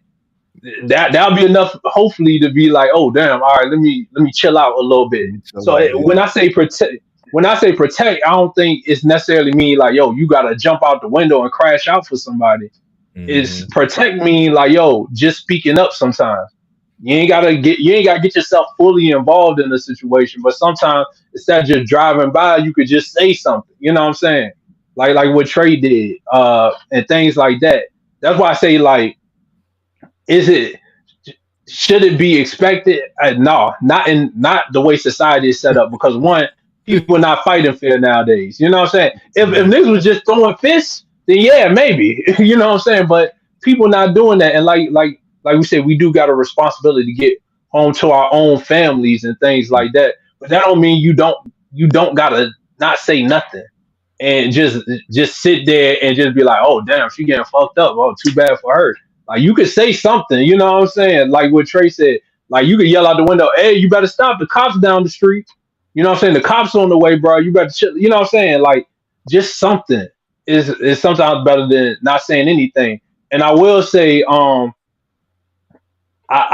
don't necessarily say I subscribe to this thought process, but I heard a Muslim brother talking about a situation like this, and he was like, "Yeah, absolutely." And they was like, "Yo, you don't care about losing?" He like, "Yo, we got to die at some point. I could die in a car crash. At least I die for something honorable." You know what I'm saying? Now that's on you to decide, like what kind of life you want to live and how you want to be remembered. But when he said that, I mean, that's a true statement too, though. You know what I'm saying? Like, are you down for your beliefs? And if that's something you believe, like I believe I should say something. Now I ain't gonna sit here and say I'm trying to die for it. Now that ain't me. But what I'm saying is my belief system is I should say something. Or, try to intervene the best way possible without escalating the situation even more. If homeboy, like if I try to say something to homeboy, he like, yo, shut the fuck up. This is not your business. You know what I'm saying? I'm like, all right, bro. Hey, but hey, the cops on the way, bro. I'm just letting you know. You know what I'm saying? Hey, yeah, I can shut the fuck up all you want me to. That don't mean they ain't gonna lock your ass up. You know what I'm saying? I'm trying to help you out. But it's just about just because you might don't gotta come out swinging, it don't mean you don't gotta say nothing either. Yeah, So that's my point on. Hey, Paul, I'm gonna knock on wood. You talk about car crashes and shit. I'm gonna knock on wood for you right quick. Yeah. And before I let G speak, I just want to say I can agree with you when you were talking about addressing the woman, like because it'd be easier than addressing the man. I think that would be the case if it was like a intimate situation like what Trey ran across. But if it's like a club scene, bro, I think you're better off addressing the dude because you know how when alcohol is involved and our women get that courage in them, they start popping off like they niggas, and you really can't calm them down. You liable to get punched by her if you get in her face like, nigga, who the fuck? I can take her punch. The nigga punch might lay me out though. You know what I'm saying? Like I can pick most. Now it depends on the size of the woman too. You know what I'm saying? But most women you can just pick them up like they'll be flailing. I get her ass out. I can drag her out the club like that ain't no thing. No, I'm saying but you're not. And in the club situation, you don't know who he with. You know what I'm saying? Because now you gotta his homeboy might come from behind. Bow, like you out. I got you, but if you like you said, if you're in that club situation, you putting your hands on that girl, everybody go jump on you because they be like, who the fuck is you putting your hands on her? They go think you assaulting her before you trying to help her. You know what I'm saying? Well, you got to practice your discernment. I'm just saying, I got a better shot again. Finding a way to separate both of those people with addressing the woman. And if I got to lift her up or whatever, because more than likely, if people see in the club, like especially if she was the instigator and they see she popping off, they probably want somebody to drag her ass up out the club. They like, yo, she about to get fucked up. You know what I'm saying? Like, yo, like somebody got to get rid of her anyway. You know what I'm saying? So, but I get what you're saying. It's just I always think you got an easier time trying to de-escalate the woman. Or separating the situation from the woman than with the guy. Yeah, I'm just saying if emotions are high, I'm gonna go with the person I think could be more logical in that situation. That's a good way to approach it. G, what's your stance on this? Maybe I won't draw it out too long, but I think as far as the answer to elaborate on what you say, you want to hear the reason why I say no. I'll start off with that. The reason why I say no, I believe that all women have a covering when they come on this earth. So their covering is from their father. From their father, when they get married, is on to their husband. So they have their covering. So I think as far as a covering when you first come in the world, I know not all incidents are. I believe this as a fact. I don't believe all instances where a male is hitting a woman it's 100% where he just a crazy dude. And she was in there cooking pancakes and singing Christian music. All of a sudden, he just come out of nowhere and just knock her out with a 2-piece. I don't believe that happens. I understand it does happen. Sometimes there's crazy dudes out here, and I believe it's a percentage of dudes just hit girls for no reason. They don't see no difference. I'm like, dang, bro, you gotta chill. Like, you can't do that. But I believe this is from my personal experience being around women and actually seeing things. For the most part, it's not just a dude just randomly doing that. It has to be. It's usually common warfare. It's either put their hands on first, or it was some kind of instigation or some kind of words. I'm saying words should be able to result in violence. But I do believe sometimes that each man has a button, and I think most women know those buttons, and not all men can be able to control themselves. And some words are considered like I think we all been there. Some words are fighting words. So with that being said, and the way the new setup is now with feminism and everybody wants to be equal. I believe some of these young people that are growing up, they really believe that everybody's equal. And I don't think some women know that they're not equal, and they think they are equal. And I think men don't understand that women are not equal, but in the society, they see them as equal. So I think most of the time it's common warfare. And if you want to do some more studies on it, I do believe, and what I've read, the highest statistic in as far as with couples being being fighting are lesbian couples. So it shows that some women, they love to fight. So, but when it goes back to us, if we should be able to protect everybody, I say no, because like the guy said, my covering is the ones that's around me. I mean, my sisters, they're not married, so they're under my covering. With me and my dad, my brother, we cover them. And when I get married, my covering, I have to cover my wife. I mean, that's gonna be my covering. So I'm about to have to cover her. So anything that happens, but it's an underline to that where I mean that of course you can't, like Paul said, you can't control everything that happens in the world. So if something was going around and I'm not there, of course physically, I mean, if something happened, of course I would wish that somebody would help, but I can't get mad if nobody does because that's not their covering. So what I would do in my way, of course, if I have a daughter and God blesses me with a daughter, and hopefully what my parents did with my sisters and stuff like that, they show themselves at least a perfect way or a way that they can conduct themselves around men and understand the strength of a man and what not to do and do certain things so they can prevent any type of situation where they even put themselves in that realm, whether if it's in a certain vicinity, what type of man they be around, what type of men they bring into their life, so they can at least maximize their chances when they wouldn't happen. You can't, you can't always predict anything, but at least try to be like, I don't think you should do this towards a man. I don't think you should date this towards a man. If you see this kind of situation, don't go in this kind of situation because there might be messed up men around there. So at least try. So if something like that happens, we can look at everything and be like, dang, that happened. But at least we try to teach them and try to show that they shouldn't have been. I mean, to get in the best situation. So that's the best I can get to, because you can't stop it all the way. So when it comes around, if I see somebody going around and something happen, my first instinct, it used to be like, yeah, maybe I should jump in. But then I jump in. Then I think now it's like, I got to get back to my woman. I got to get back to my family. And honestly, I don't know what this girl said to this dude. I don't know what happened before I came. All I saw was the punch. I don't know if she hit him 15 times before the end.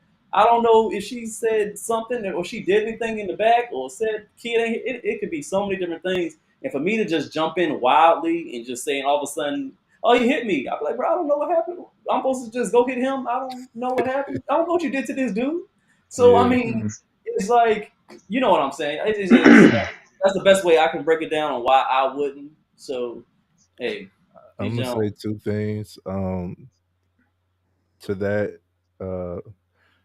One, all right, jumping around. Paul, I would more so target the guy, especially from experience. I had a situation where it's the back and forth argument. They outside screaming, and then it's like, "Bitch, I should smack you," and it's like, hold on, bro," because you now are putting yourself in jeopardy.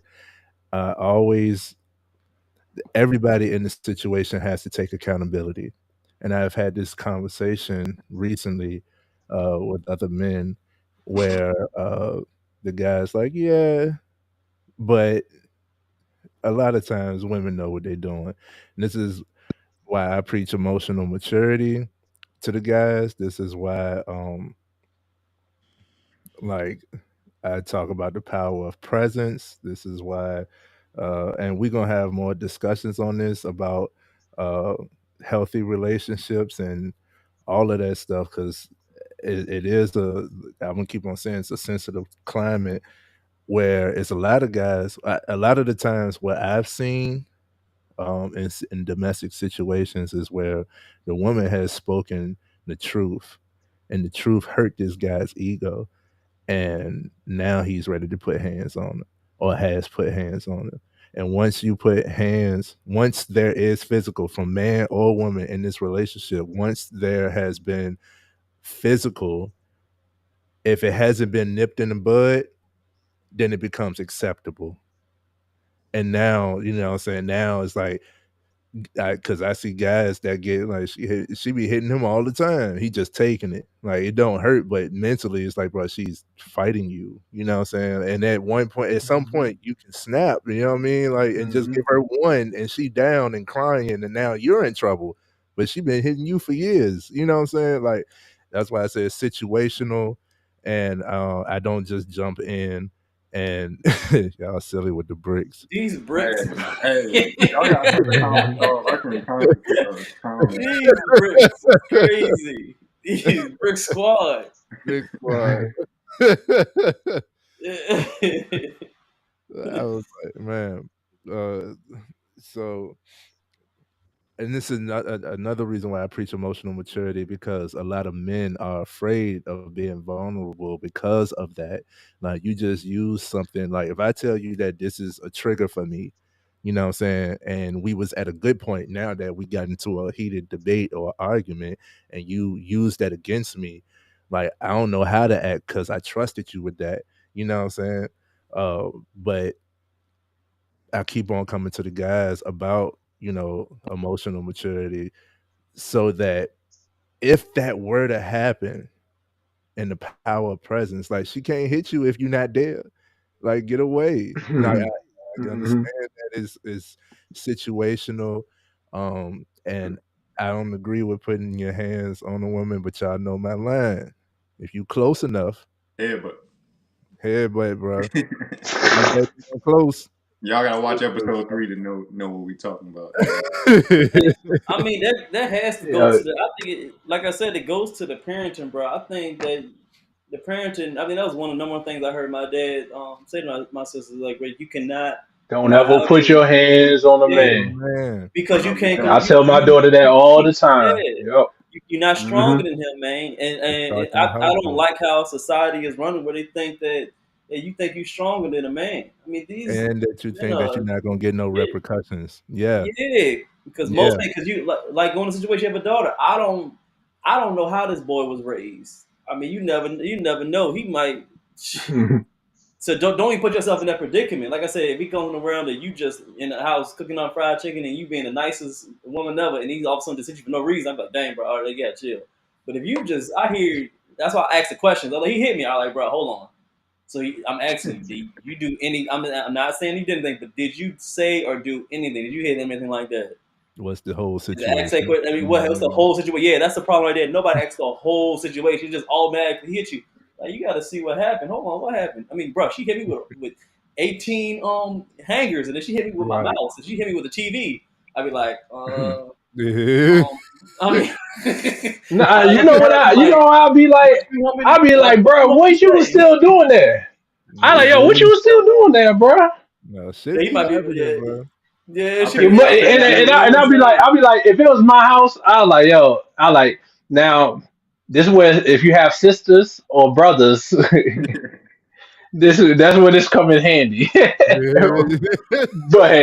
don't like that. I'll be like, yo, like, hey, I'm not gonna put my hands on you, but I got a sister though, and I can't.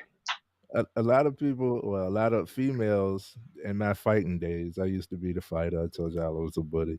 A lot of females have, I'm going to get my cousin and all that. And like, I didn't, like, cousin come and I'm like, what's up, bro? You know what I'm saying? He just ready to fight based off the one-sided situation. I'm like, hold on. He don't know it. Yeah.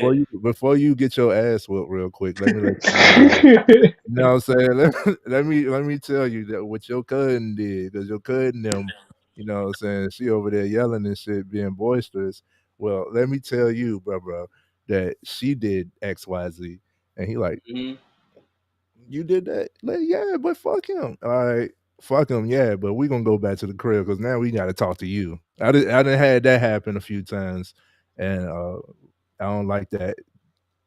I'm going to See, get my people. I wish that would happen more because I believe that a lot of people's gotten killed and in jail over stuff Yes. like that, man. Yeah, And man. they don't even know the whole story. And then women she out free and she don't know what she did. She ruined people's lives and got men in trouble or killed because of some wild stuff that she did. I don't think it's a highlight on that because we have a lot of hashtag believe all women, no matter what happens, you gotta believe it without even asking no questions. No, we gotta ask some questions. They humans just like us. They ain't perfect. They ain't perfect just like us. We gotta ask them because all of them ain't innocent. Yeah, And that's a good point. Like we don't have the conversations anymore. And Really and don't. shout out to Todd. Shout out to Todd with that comment. For real. Like yo, if y'all ever walked away from a woman, was she mad, yo? Oh, yo, I'm telling you, snatching power right back. You Is snatch you it back, bro. you snatching power instead of just sitting there arguing with her or going back and forth with her. Be like, yo, all right, yo, hey, I'll see you later. I ain't dealing with this right now. Like, yo, like a lot of, and this not even just like intimate relationships, but this also like when it come with your homeboys and stuff like that, man. Yeah. Like sometimes, man, we want to get the last word, or we feel like walking away make you pussy or something. You know what I'm saying? Well, really, the person that can walk away for real, they probably the strongest and most emotionally mature person. You know what I'm saying? And that'll save a lot of situations. I've been in situations before with homeboys and stuff like that where like we was about to get ready to take it there, and then one of us would be like, you know what? All right, I ain't fucking with you right now, yo. I'm out. And then a couple of days later, you be like, yo, bro, we was tripping. You know what I'm saying? Or you just don't ever talk again.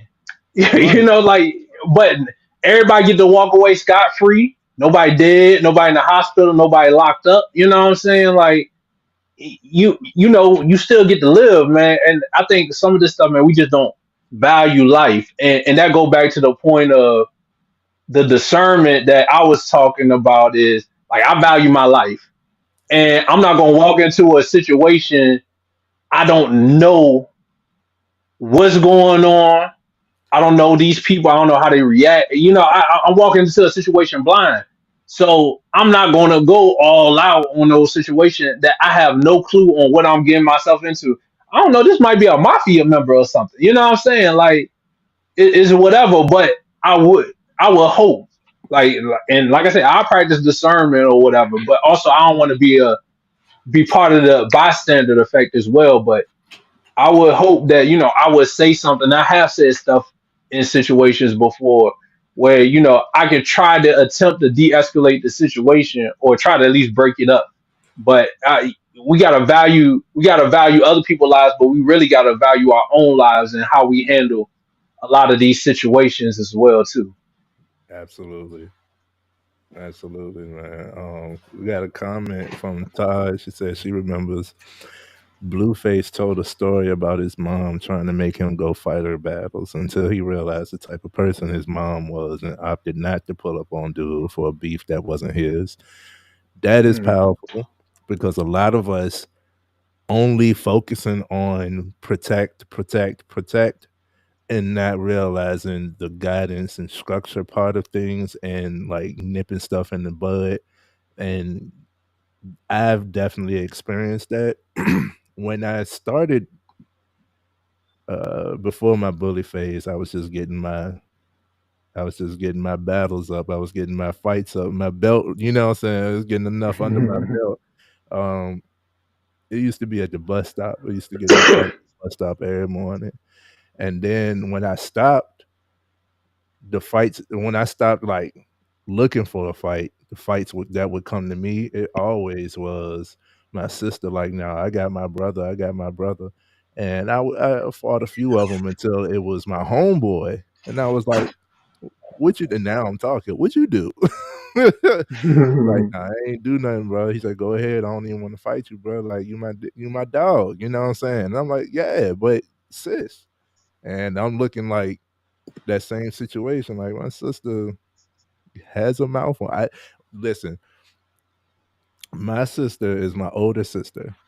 I won't always decide. It used to be Tom and Jerry with me and my sister. Like my mama, and like anywhere in public, like we fist fighting, scratching, rolling on the ground. Me and my sister used to go at it.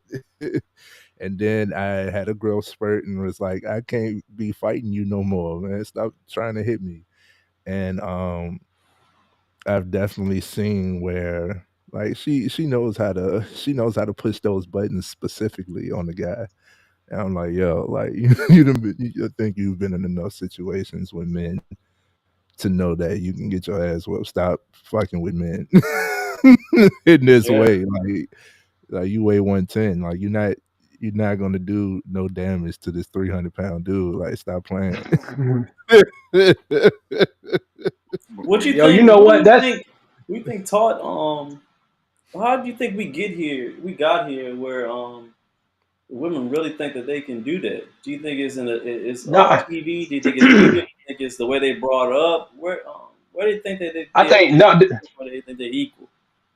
I want to address this because it kind of tie into your point, G, where it's woman, but it's also men that corrected people follow people rely on people that get the job done.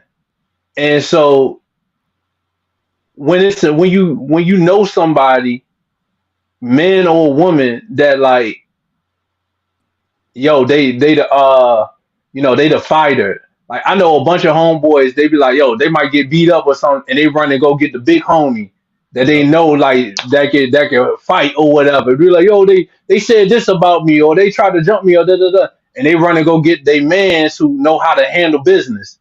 And then he got to come through and handle it, and he don't even know what's going on. He just, this my man's, yo, we throwing down. You know what I'm saying? Everybody got people that like, because I would say this: if a sister had a brother who was like, no knock on nobody, but like a little nerdy or whatever, and she know he can't fight, she not gonna go get him. You know what I'm saying? Like it's a fact of who do you trust for certain situations? Who do you go to for certain situations? I think it kind of more aligned with that, or who got the group. Like if they got a group of people, they'll be like, oh, that group mentality or whatever. Like, yo, like I know 5 people that'll ride with me right now if something happen. Like, yo, I'm gonna go grab them and they ain't gonna ask no questions. They just gonna listen to me. Like I think it's more so of that mentality now than just specifically like women see themselves physically equal to a man. I think is if they know they got somebody that can protect them, or they see people around, they like, oh, like if it was a midget, no woman going no shout out, no disrespect to the midgets or whatever. I hope I used the correct term, but she wouldn't be like, yo, why you didn't protect me? You know what I'm saying? She wouldn't think he was able to protect her. And not saying that midgets ain't able to protect, because some midgets that can throw hands. You know what I'm saying? But y'all get my point. You know what I'm saying? They throw the shins. They throw the kneecaps. They throw the shins with kneecaps. You seen that episode? Look, I didn't say that. Look, I didn't say that. But if they see people around that they feel are capable, I said it. They gonna have them jump in. You know what I'm saying? And so I think it's more so a lot of people want other people to fight their own battles instead of fighting their own battles. I would say that. Go ahead, Keith. It's me. It's on me. Yeah. All right, let me get my spiel off. I think the answer to G's question, I think it goes back to fatherlessness in the home. Like a lot of women don't have a father figure. They don't have a man that can teach them about men. So they're used to that strong, independent black woman, probably masculine, and they pick up those masculine traits from her, and they take it out into the adult world, and they don't have a covering, as G would say. So that's my short answer to that. I would say it's just more so of a male figure. There's a lot of men who tolerate disrespect until they can't tolerate it. And when you're approached with any type of disrespect, the best way to nip it in the bud is by nipping it in the bud immediately and appropriately. Like, you don't have to cuss, you don't have to raise your voice, you don't have to threaten. Uh, but you can say, hey, how you just came at me, I don't tolerate that. You know what I'm saying? One of my lines is, I won't allow my own mother to talk to me that way. Yep. Why do you think I would allow you to? You Facts. know what I'm saying? And it's like, well, you might get the backlash of, well, I ain't your mother and this and that. You might get the backlash, but that's when you ignore and you take yourself away from the situation if they can't respect it. So I'm gonna say is more so just not a dominant figure in this person's life, in this woman's life specifically, because I know a lot of strong women. I'm in the environment now where there's a lot of strong women who has that type of demeanor around a lot of guys or towards a lot of guys. But when they come to me, I don't get that same type of energy. And that's because when they first did it, I showed them that that's not acceptable. You do not approach me that way. I didn't approach you that way. Give me the same respect. If you can't do that, then I don't care if you're management. I don't care if you're, I don't care what it is, what your title is. I don't care what the position is. I don't care if you are the one processing this loan. I don't care. I don't care the situation. You are not going to come at me in a manner of which that I find disrespectful. You know what I'm saying? And I'm a pretty cool dude.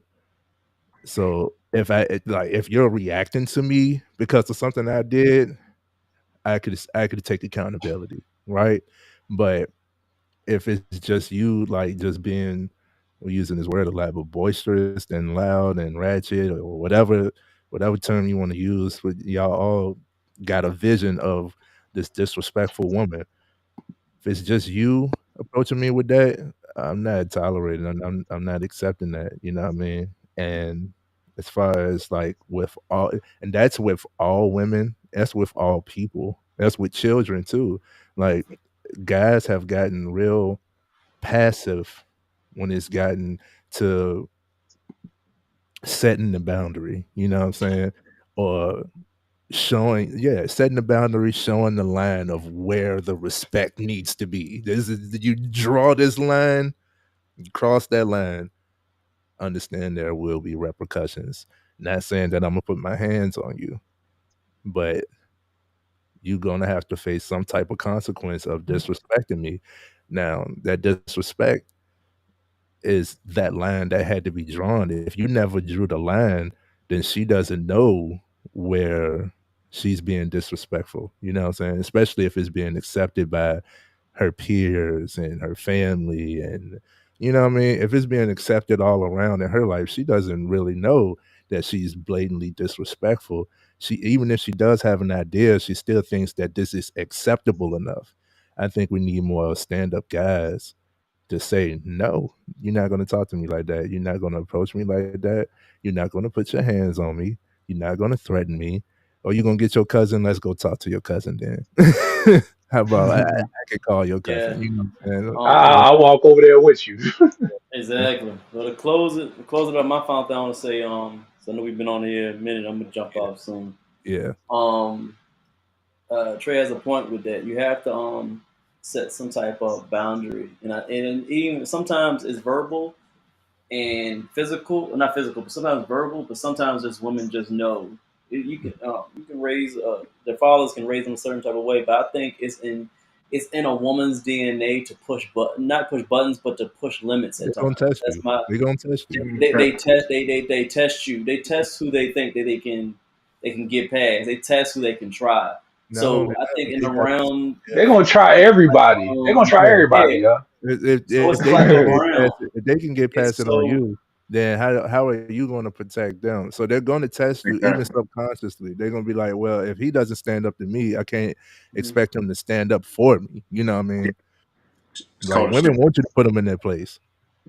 They do. So I mean, so it's like they have a realm where I always say it's a phrase like it's like they have to have that kind of consciousness, like he wouldn't hit me, but he would. but I know he wouldn't. But I think he might. I know he liked me, but I know he would. But I know he won't. I get what you're saying, G. I get what you're It's saying. like it's like they have to have. It's not a mean subtle thing. fear. It's not. I think subtle, but it's not like you're a monster. But they have to have that. Like I know I'm not gonna do this or put my hands on because I don't know if he. I don't know. So I'm not gonna even go to that realm. So it's a respect she has to give you, and that's all I gotta say. If you don't have that kind of that with your lady or something like that, then you gonna be dead in the water later in years, man. Hey, G real about that, yo, cause you gotta. It's an edge. It's an edge you gotta have. You know what I'm saying?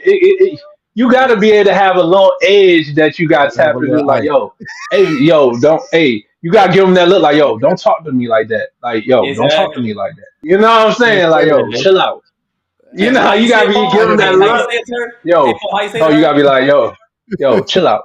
What's wrong with you, yo? Chill out. Calm down. Hey, look, you only got to raise your voice. It's the stern. You got to give them the look and be like, yo, chill out, yo. Chill out, man. Don't do that. Man. What the fuck? You gotta make sure because you never know who's gonna say it. Make sure you say it correctly and just let them say it. Say it right. You gotta say it. Let them say it. Say it right. Yo, you gotta chill out, man. Chill out. Chill out, man. Don't do that. Don't do that. Don't talk to me like that, yo. I hit him with that look. Allow me to apologize because apparently, at some point, I've become someone that you think you could talk to like this.